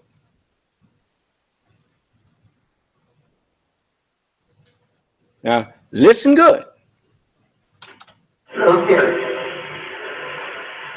So, brothers and sisters, we are here this afternoon to correct you of some of your mistakes and to declare you innocent of those mistakes. And some of those mistakes that we are here to correct you on, you are guilty. And we want to correct you in the court, so that the public won't think that we are giving you these mistakes ourselves and backing you up here. I don't back you up in. Now, before you know how people say, well, you know, I couldn't make it out. Well, why didn't you say something? Can all y'all hear this tape?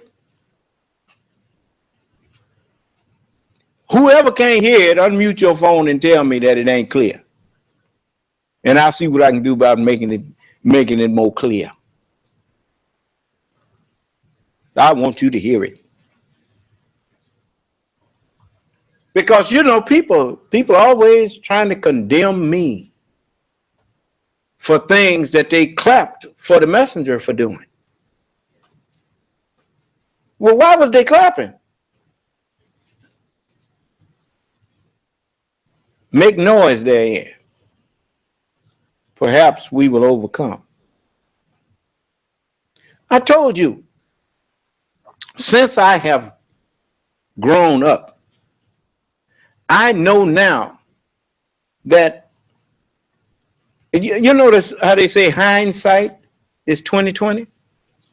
Haven't you ever noticed as you mature into an adult, you can look back and see how even when you thought you was being slick, that grown people saw through you. Who is that with their phone off mute?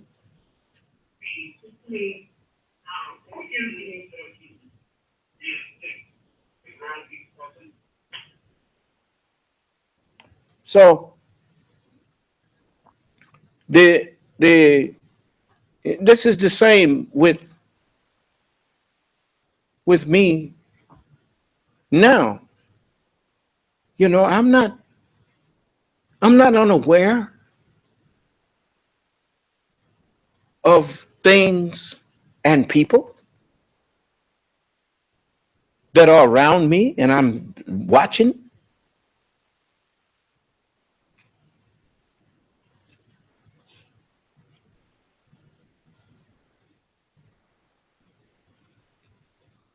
So I want you to listen. You know, as I look back over what them people was doing, I think back over all the classes that I was ever in. I think back over all the movies that I ever went to.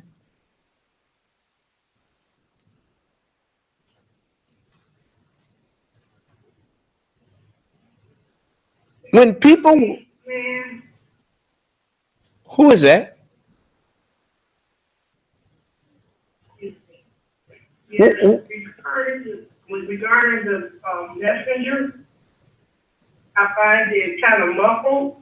I've been waiting, you know, I'm usually listening for your understanding, but I don't really hear it well.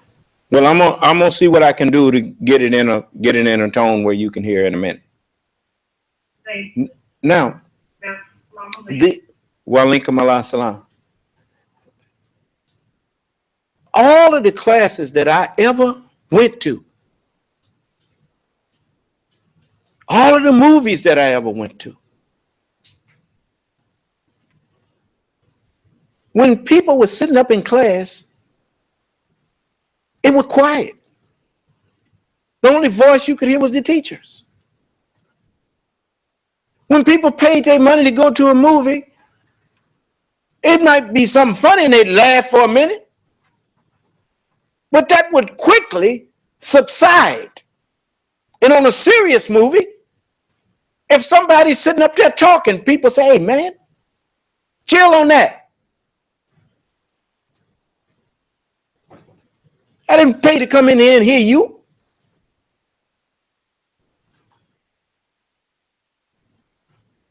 So I would look back over all that clapping and hollering, and the messenger be talking.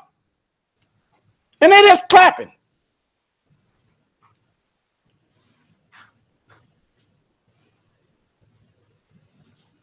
As the scripture say, Elijah went to heaven in a whirlwind.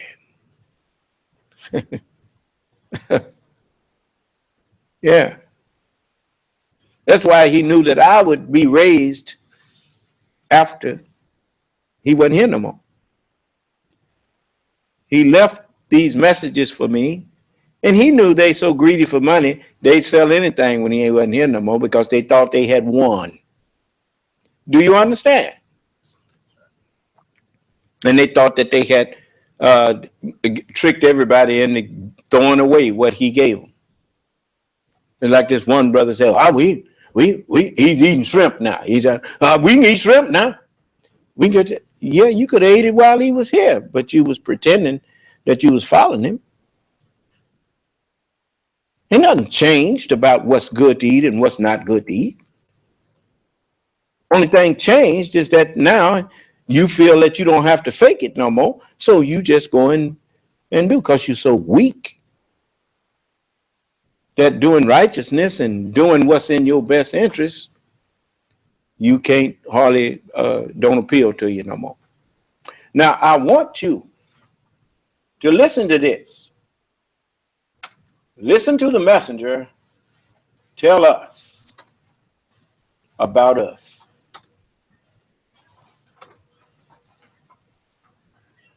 Other than the truth, I don't care what you say to be on me. Don't call me Mr. Muhammad. You Oh God. You are Master Lord Muhammad. Don't tell me that. Master Lord Muhammad is the one that I'm representing.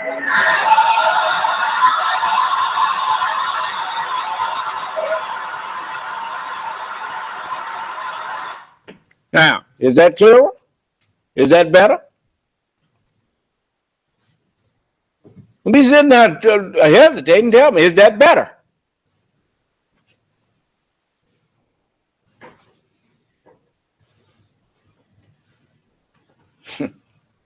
Well, y'all, son.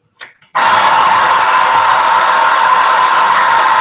am the man that just wants to take my own way and leave the place that I don't belong to the man that belongs there. I have heard that you put your place not to be given them. Some of you don't call believers. I have to call you that. Go back there and sit with your brothers. I'm putting your faith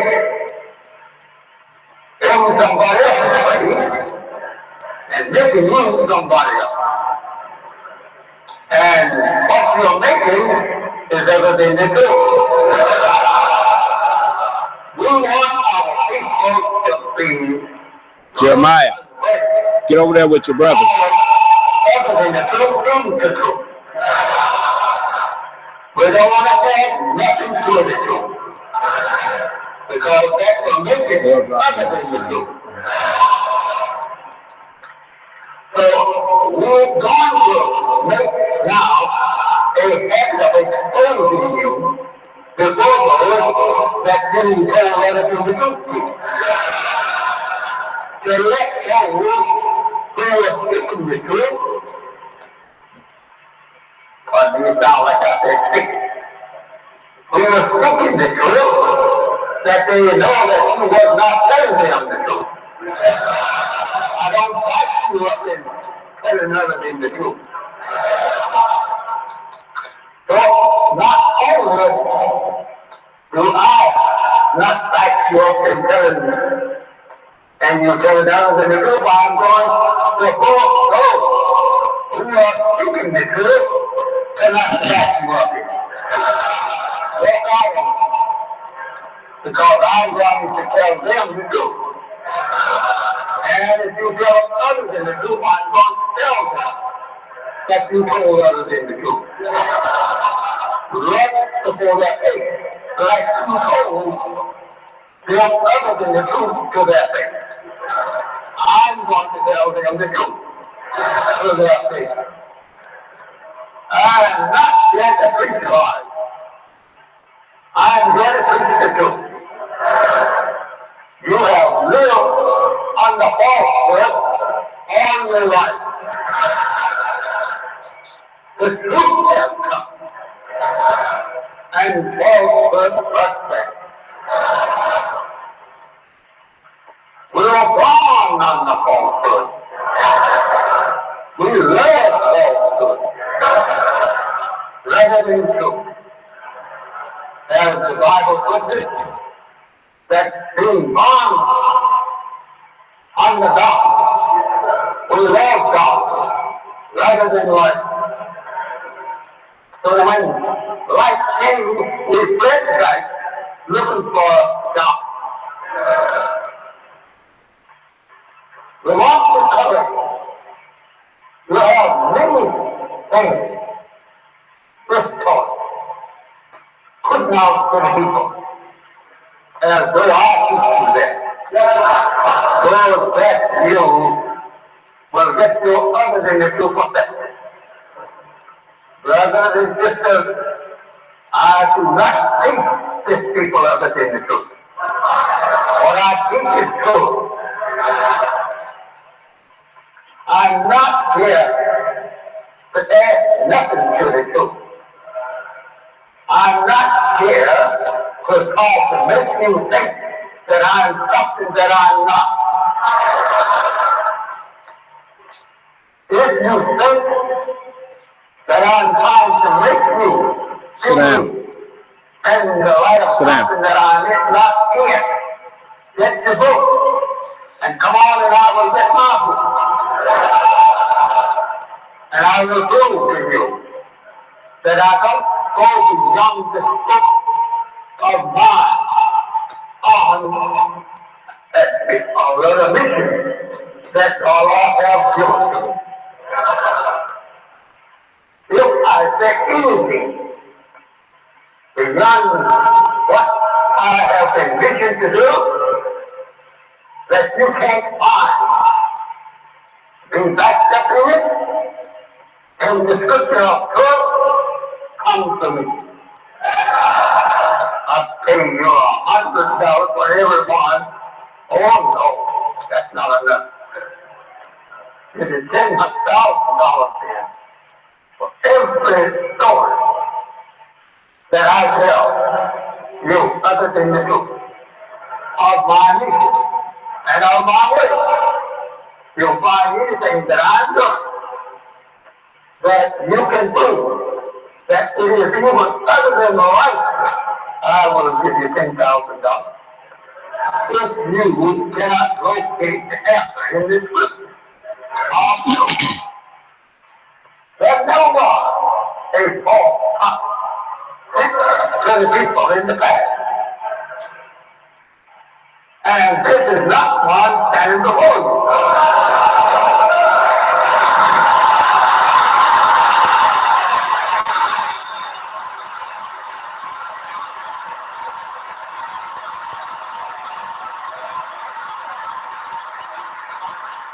Some of the things that I do, you may label as being other than right, but that's just because you have not read the scripture.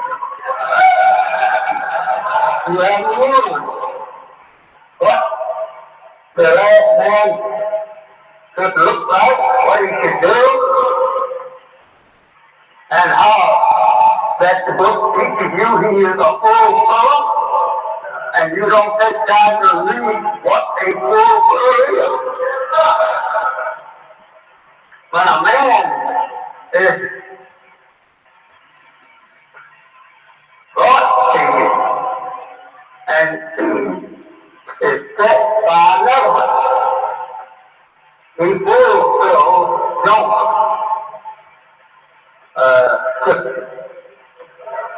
But then you've got to go read Jonah and learn what Jonah did to see whether or not this man fulfilled his work. Fulfill means to do the same work that man did. Then that man that you were talking to a person before you were fulfilled it.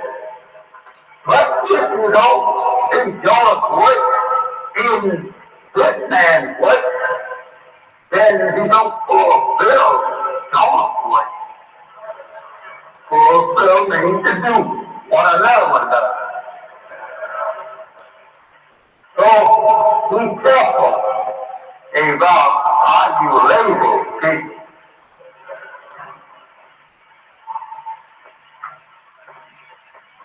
Could be something that they're not. I want you to know that I don't condone falsehood. And if you want to do so, you are not following me. You're following yourself.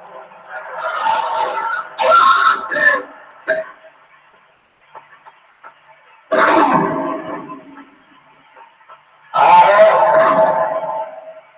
some brothers that is just going out making up Texas of their own. And they're living for you to believe it.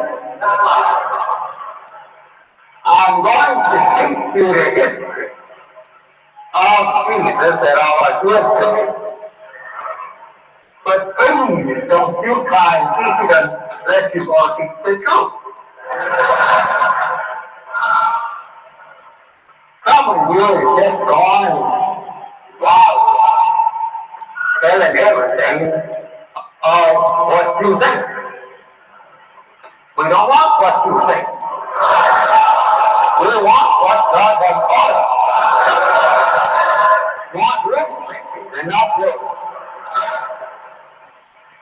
The sister over here, why did she come out here, the secretary, and let us hear some of this teaching that is going on so I can straighten it out.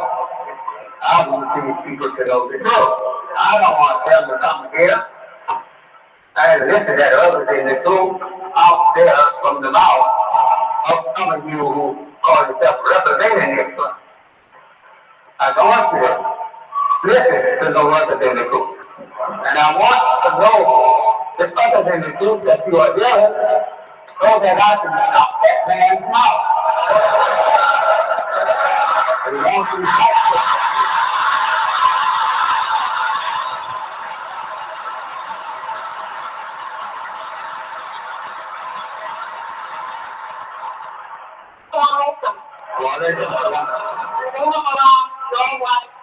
Now, did you hear what he said? That he not going to let you be out here teaching something that he didn't teach and putting his name on it. Then why they mad at me for correcting Minister Farrakhan and all these other people out here that's saying things that the messenger didn't agree with? Then you want to come in here and call yourself clowning with me. They were clapping when the messenger said it.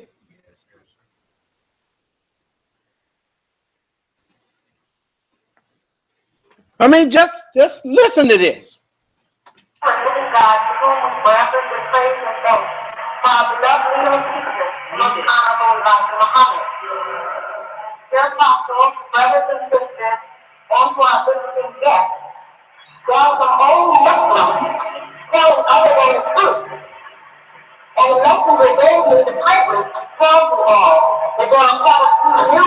And y'all go take him with you and drop him off.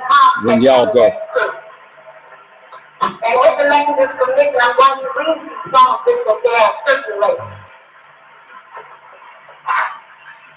Supreme wisdom, seven-day teaching, minister awakening. Or if they teach this, they're going to put people back to school. Wisdom at 60 degrees, Master Barack Muhammad, and its meaning and semantical basis. Somebody got muted in the high def conference room. Okay, no problem. Hold on. You all pardon me a minute. I got to unmute this phone here.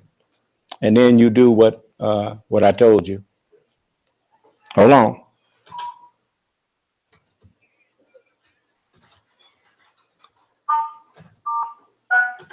Unmuted. Okay. The high def, I'm not in there? I see you now. Okay. Now fix them phones. You see me in both? Yes, sir. Okay. All right, I'm back. Q&A session has started. Q&A session started. Okay. No, this is what they have on here. These teachings are only for the learned and not the profane. It should be the other way around. It is taught in supreme wisdom as well as the fundamentals of supreme wisdom in the 7th year that God said that Master Barack Muhammad came from a faraway land, the holy city of Mecca, to the shores of North America as a merchant and settler of silk. The faraway land represents the unknown. The word far away does mean unknown. Far away means unknown. And its root is the same as the word Farad. The word Farad, which is the same as the word Fadi of the Arabic. Master Barack Muhammad was a traveling merchant. This comes from the word Farnet, which means travelers, and the word far and man, which means a wayfarer or traveling settler or merchant. The word Farnet itself means a traveler.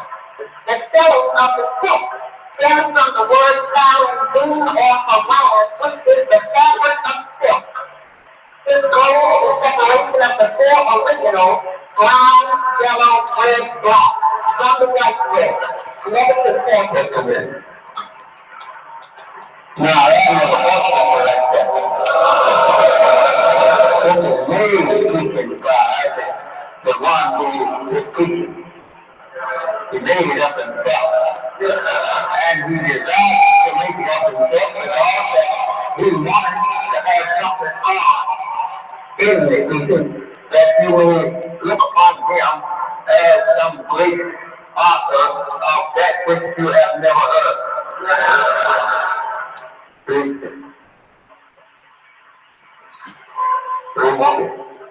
The answer lies in the actual meaning of the word Mirage itself. Mirage is a dark brown thing grown in Arabia and California. This fact represents the American so-called Negro who was taken from Arabia and placed in California. This is not the meaning of Mirage. And there is a Muslim here that knows what Mirage means, he can stand and tell you. And if there is not one other than myself, I can tell you what it means. It don't mean no such thing. Mirage is a name that is known by the country to be an attribute that is not placed among the 99. It be an attribute that is not placed among the 99. It means that which is the beginning, that which is taken. This is the place. This is the name of our prayer. The faith. And that people are not finding acceptance. These add up words to you according to what they say. You should listen to them until you write them down and send them to me. And I will get the understanding. If I don't get it out of the one, there's second book of the Arab language which in depth their language, their name. It's there. We can get that from you, God, and use your own explanation of it. You know. Then they go on and quote you. They say the messenger says that California is the devil's last stronghold. The state of California represents South America being the golden state, blonde hair. And the root of the word California which means white. The word Cali means white. I don't think that California is the devil's stronghold. I don't think it is. The whole USA is the devil's stronghold.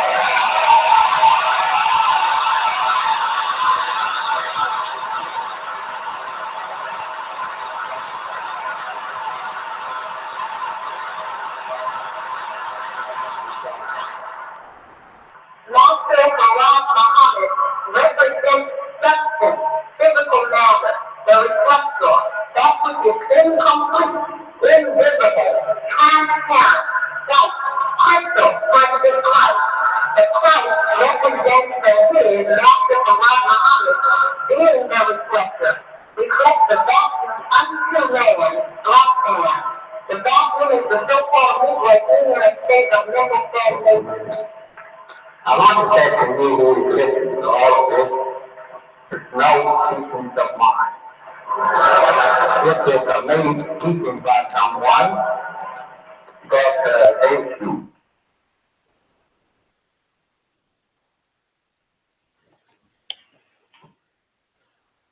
Here. And I don't think I should make that awful mistake of what we went over with the DNA. Yeah. This is called supreme wisdom, Christian teaching. The birth of the Savior, Master Robertson No, the supreme wisdom that I teach you is what Allah has taught me. That's wisdom I come. And I think it's time that I straighten out all these people running around here thinking that they know what the supreme wisdom is. The Honorable Elijah Muhammad was the messenger of Allah. And even though he, as he said, I don't call myself a prophet. He said, but the Bible calls Elijah a prophet. He said, but I don't say that of myself because I have nothing to prophesy. In other words, I don't have a scripture to give you. But every word that he got from Allah was equal to every word that Jesus got from Allah, that Moses got from Allah. Because Allah is the supreme being. And naturally, the wisdom that he shares is the supreme wisdom. The Holy Scriptures and what the Honorable Elijah Muhammad brought, that is the supreme wisdom. That's why nobody else understood it. If you was in the circle of the supreme being, then you would understand it. But even the prophets left themselves out of it. John or Yaqub, when he saw the Son of Man, he said, and I fell at his feet as a dead man. Is that right? Because no one is equal to the supreme being. Otherwise, he's not the supreme being. Now, if I'm the supreme being, then I challenge you to produce an equal to me.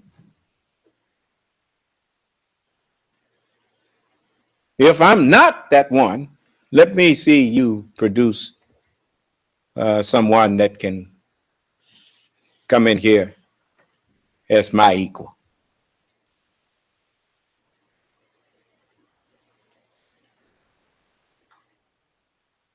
Well, I'm supposed to deny who I am because it offends you. You not denying who you are and ain't caring about offending me.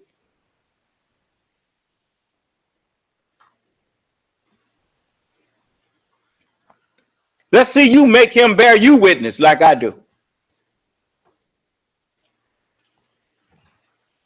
Oh, the supreme wisdom, which is the supreme wisdom. Yeah. In the year 1862, Black diplomats of the Nation of Islam met in the Holy City of Mecca in Saudi Arabia to discuss with the 12 minor world scientists they had been summoned the crucial world problem between the black nations of the earth and the white races. The conference consisted of statements concerning the rapid technological and scientific advancements that had progressed within the white civilization. Let him lay his head on your lap. Don't let him fall out that chair. Was how, in what way, did all these advancements affect the black nations and the planet? The cities of Asia, which were represented, were Cuba, which is located in Afghanistan, Kars in Pakistan, Baghdad in Iraq, Ankara in Turkey, Syria, excuse me, I'm pronouncing exactly the way you have to spell here, Syria in Egypt, Latvia and Burma, and the country with the most delegates taking Congress. The next country, India, also had a large body that was represented, which worked on the city of New Delhi. During the same year, there was also a large conference meeting which was being held on the inhabited planet of Mars.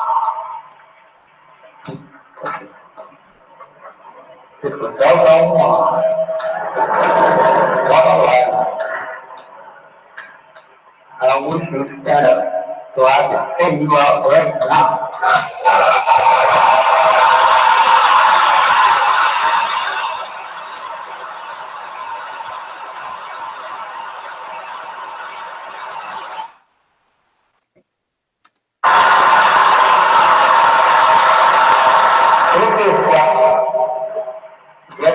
people wrong in their understanding of us.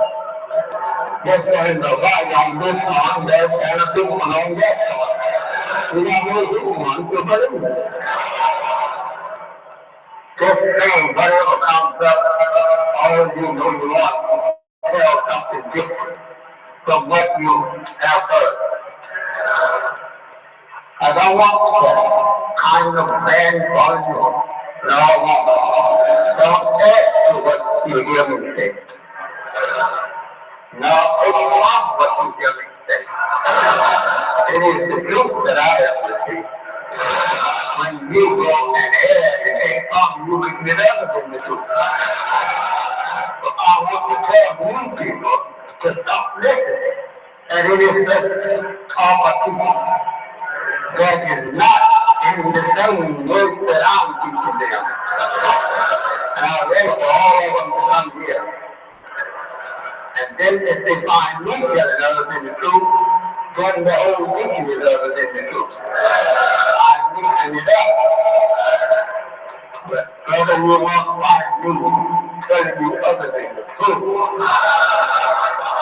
nothing I say. If you think I'm telling you other than the truth, go and explain it to me. What you think is other than the truth, and I will give you $10,000 or extra $10,000 before you lose it. And if that is not enough, I'll look at you 1,000 times $10,000.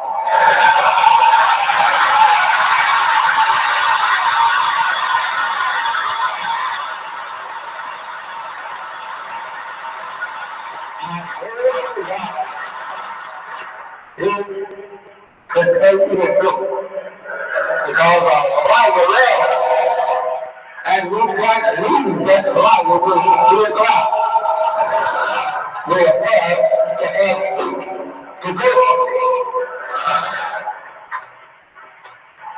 and anything that I say, you always welcome to question me on. I don't run from you just because you want questions. Why? You're not. Did you hear that? He said, anything I say, you are welcome to question me on it. Who other than me does that? People stop me in the middle of what I'm teaching to ask a question. I stop and answer their question. If I want to question what some of the people they following, if I want to question them, they want to know who am I to stop him to question him. That's what all liars say to you. What do you mean, who am I? You must have thought I was somebody. You got out here and said that in front of me.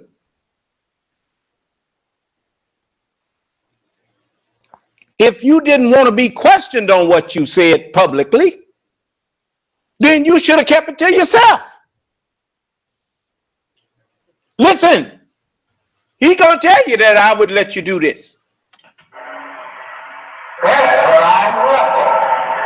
So much all the knowledge, all the truth that I say I know. You're all that freedom by God Himself to ask Him questions. Not all about yourself. I need this from Almighty God. If you think I'm telling you other than the truth, go and explain to me what you think is other than the truth, and I will give you $10,000 or extra $10,000 before you lose it. Yes. And if that is not enough, I'll look at you 1,000 times $10,000.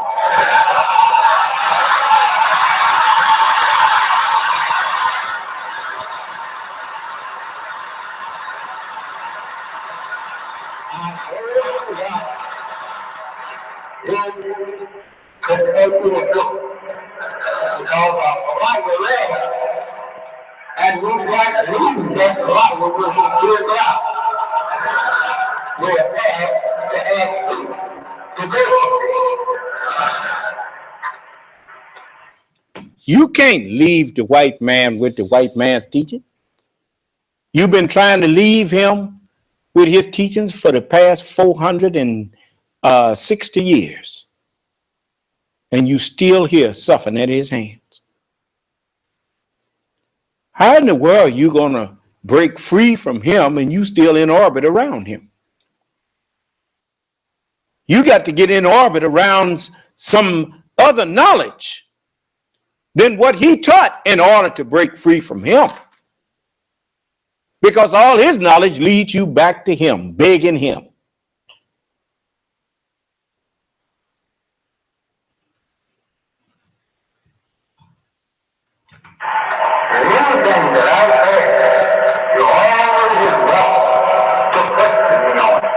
Did you hear that? He said, anything that I say, you're always welcome to question me on it. Huh? You saw the brother stop me and ask me about me saying I'm the Son of Man. Right? Did I fuss him out or did I answer his question? All right. I don't run from you just because you want questions. What all of them doing to me though? I just want to question them. Why are they running? He said, I don't run from you just because you want to question me. I should say not. No. Mm-mm. Why should say not?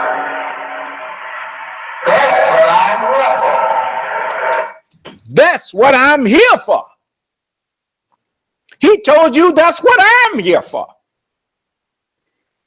We are here to be attacked by the world and win over them. You've seen he was attacking me right and left for a while there, wasn't it? Who the last man standing? Who was the first man stood up and challenged the world and told them, come on, you guys want to argue with me? Come on. Even the Honorable Elijah Muhammad told that silly sister, I don't have time to argue with you. You want to stand up here and argue with me for the white man rather than I'm teaching you the truth of your glorious self and you want to stand up in here and argue with me for the white man. He said, I don't have time to stand around here arguing with you. But he knew I would have time. I argue with whoever want to argue. Long as you sane. You can't argue with a fool. You can't argue with a crazy man. Then it make you seem like something wrong with you.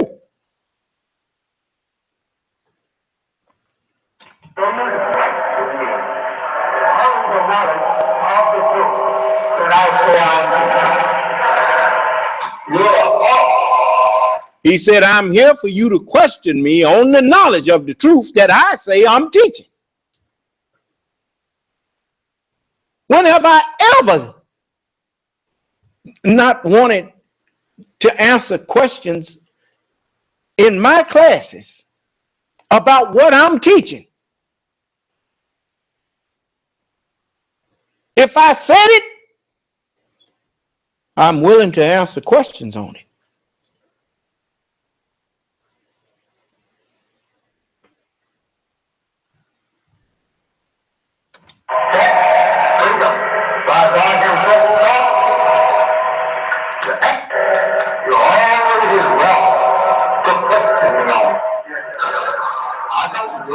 From you just because you want questions. Why should you not? That's what I'm here for. Someone questions me. All the knowledge, all the truth that I say I'm you're freedom. By God himself. He said, you are offered that freedom by God himself who taught me.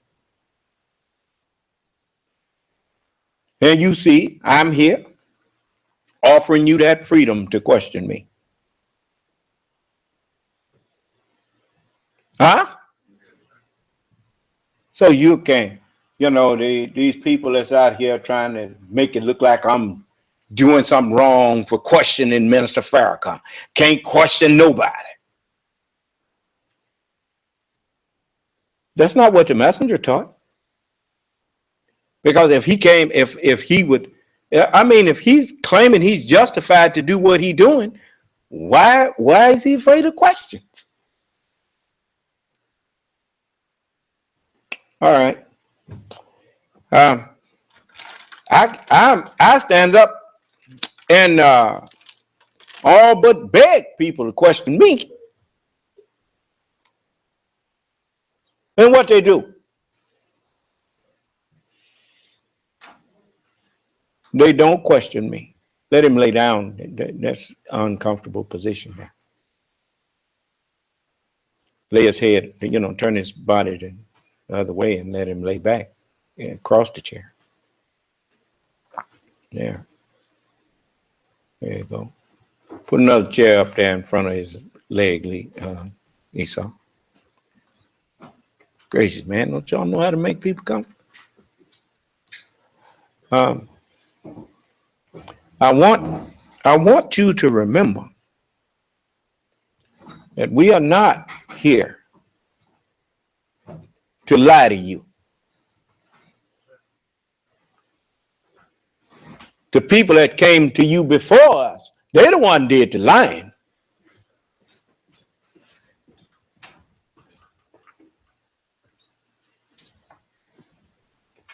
So don't get your people mixed up. We're not here to lie. The Honorable Elijah Muhammad was not a liar. And neither am I. If you say I'm a liar, come and tell the people what I'm lying about.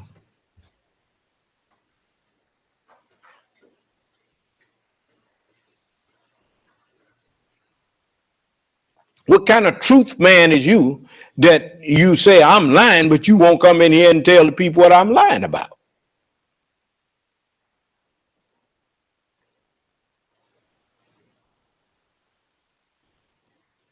No, you just a jealous and envious, niggardly person. That's what your problem is. You hear the messenger agreeing with me.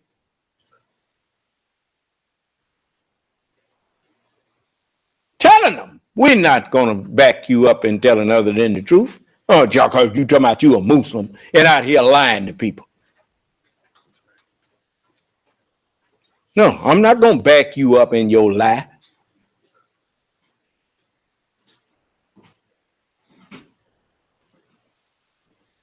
So, I remember the messenger told the reverend, he said, Reverend, if yours is not mine and yours is right, then mine must be wrong. And I won't have to go away and think over it. I'll join with you today. That's what he told him. I might can find it. Just a moment. I'm going to quit in a minute. I know some of you want me to quit. So I'm going to hit it and quit in a minute. Just give me a minute. I think this is it right here.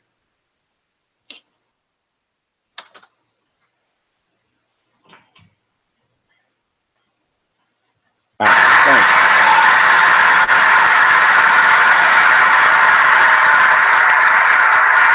If you have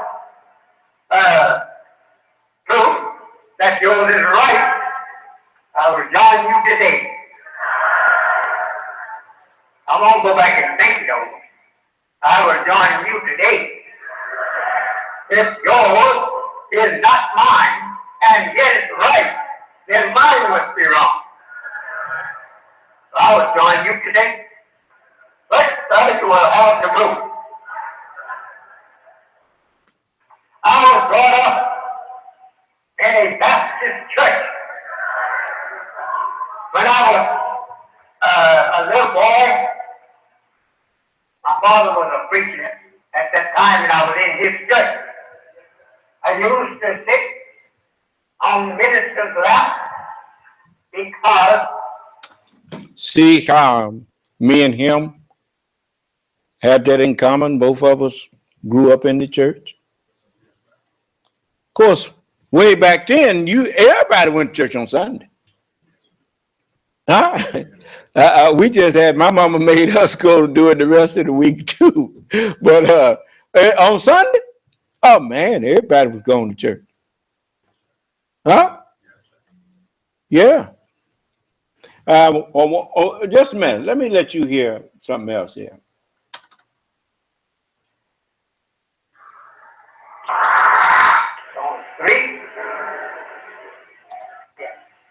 I don't know what I'm a ministry of, but lots of things.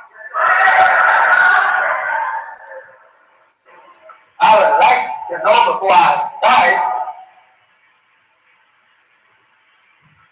how many visiting ministers do we have here?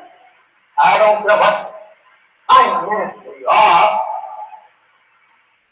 I just want to know who I'm talking to. Will you stand, please, you visiting ministers? Because so, what's your denomination, church? Two. Oh, there should be more ministers here. Only three. If you want me to visit you, you better visit me.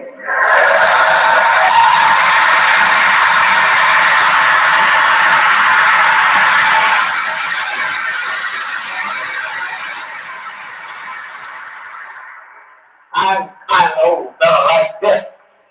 I love to talk with you. I love to try to make a friendship with you. If there's anything wrong with my preaching, tell me so. If there's anything wrong with yours, I'm going to tell you. Oops.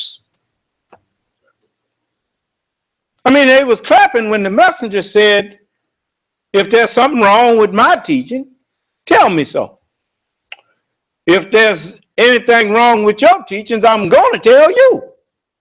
And you heard them clapping, right?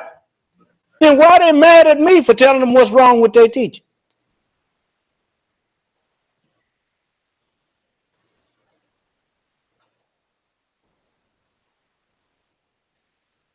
Hypocrites. Just listen. I love to talk with you. I love to try to make a friendship with you. If there's anything wrong with my preaching, tell me so. If there's anything wrong with yours, I'm going to tell you.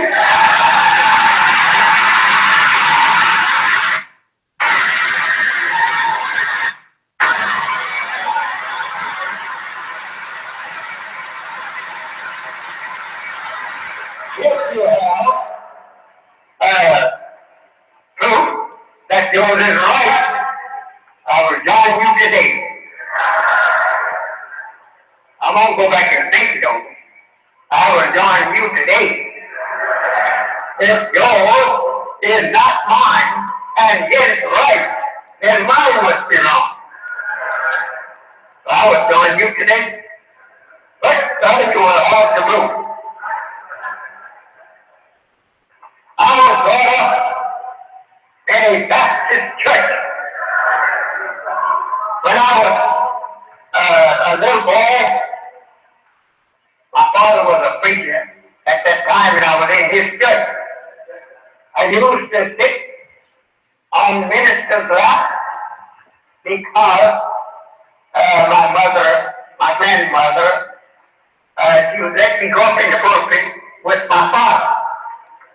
And he wouldn't run me out because I was a very spiritual boy myself. I loved to hear people preach. But I didn't love to hear no one thing. When I was a little boy, 2 or 3 years old, going up there in the speaker stand with my father, when they started singing, I would cry. They would fight me. So my grandmother taking me out and give me a spanking a couple of times, I learned to try to keep my mouth shut.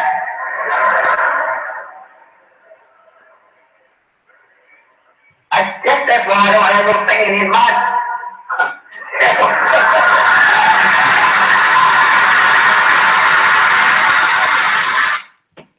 He had a wonderful sense of humor. But he didn't have no singing in the temple.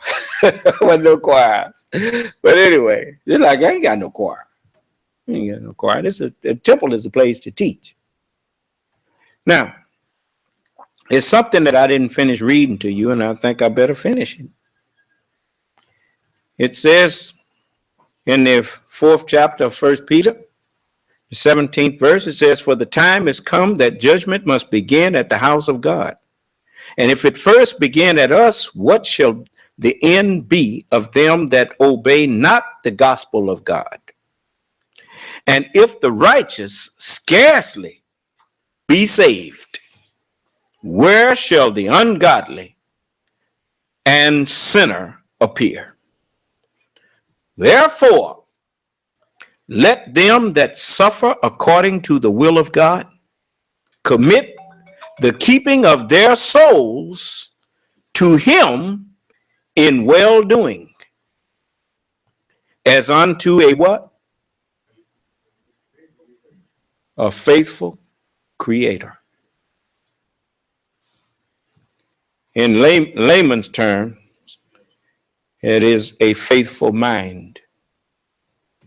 That's what the mind does. It creates.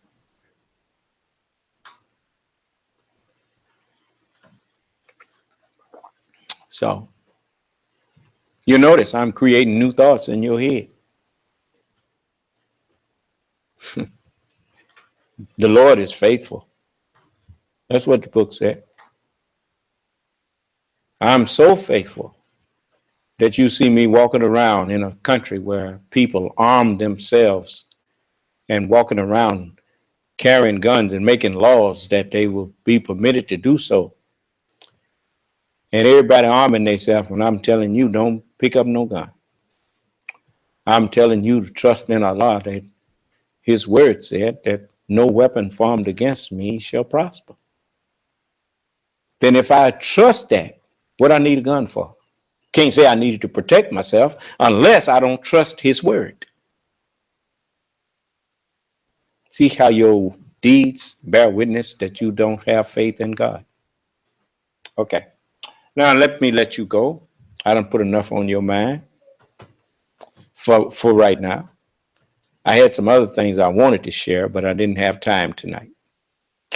So may Allah bless us and keep us safe, grant us a peaceful night's rest and sleep, and a happy and peaceful morning's rise. And every one of you who trust in Allah's word and who hunger and thirst for his understanding of his word, may Allah's Salam alaikum.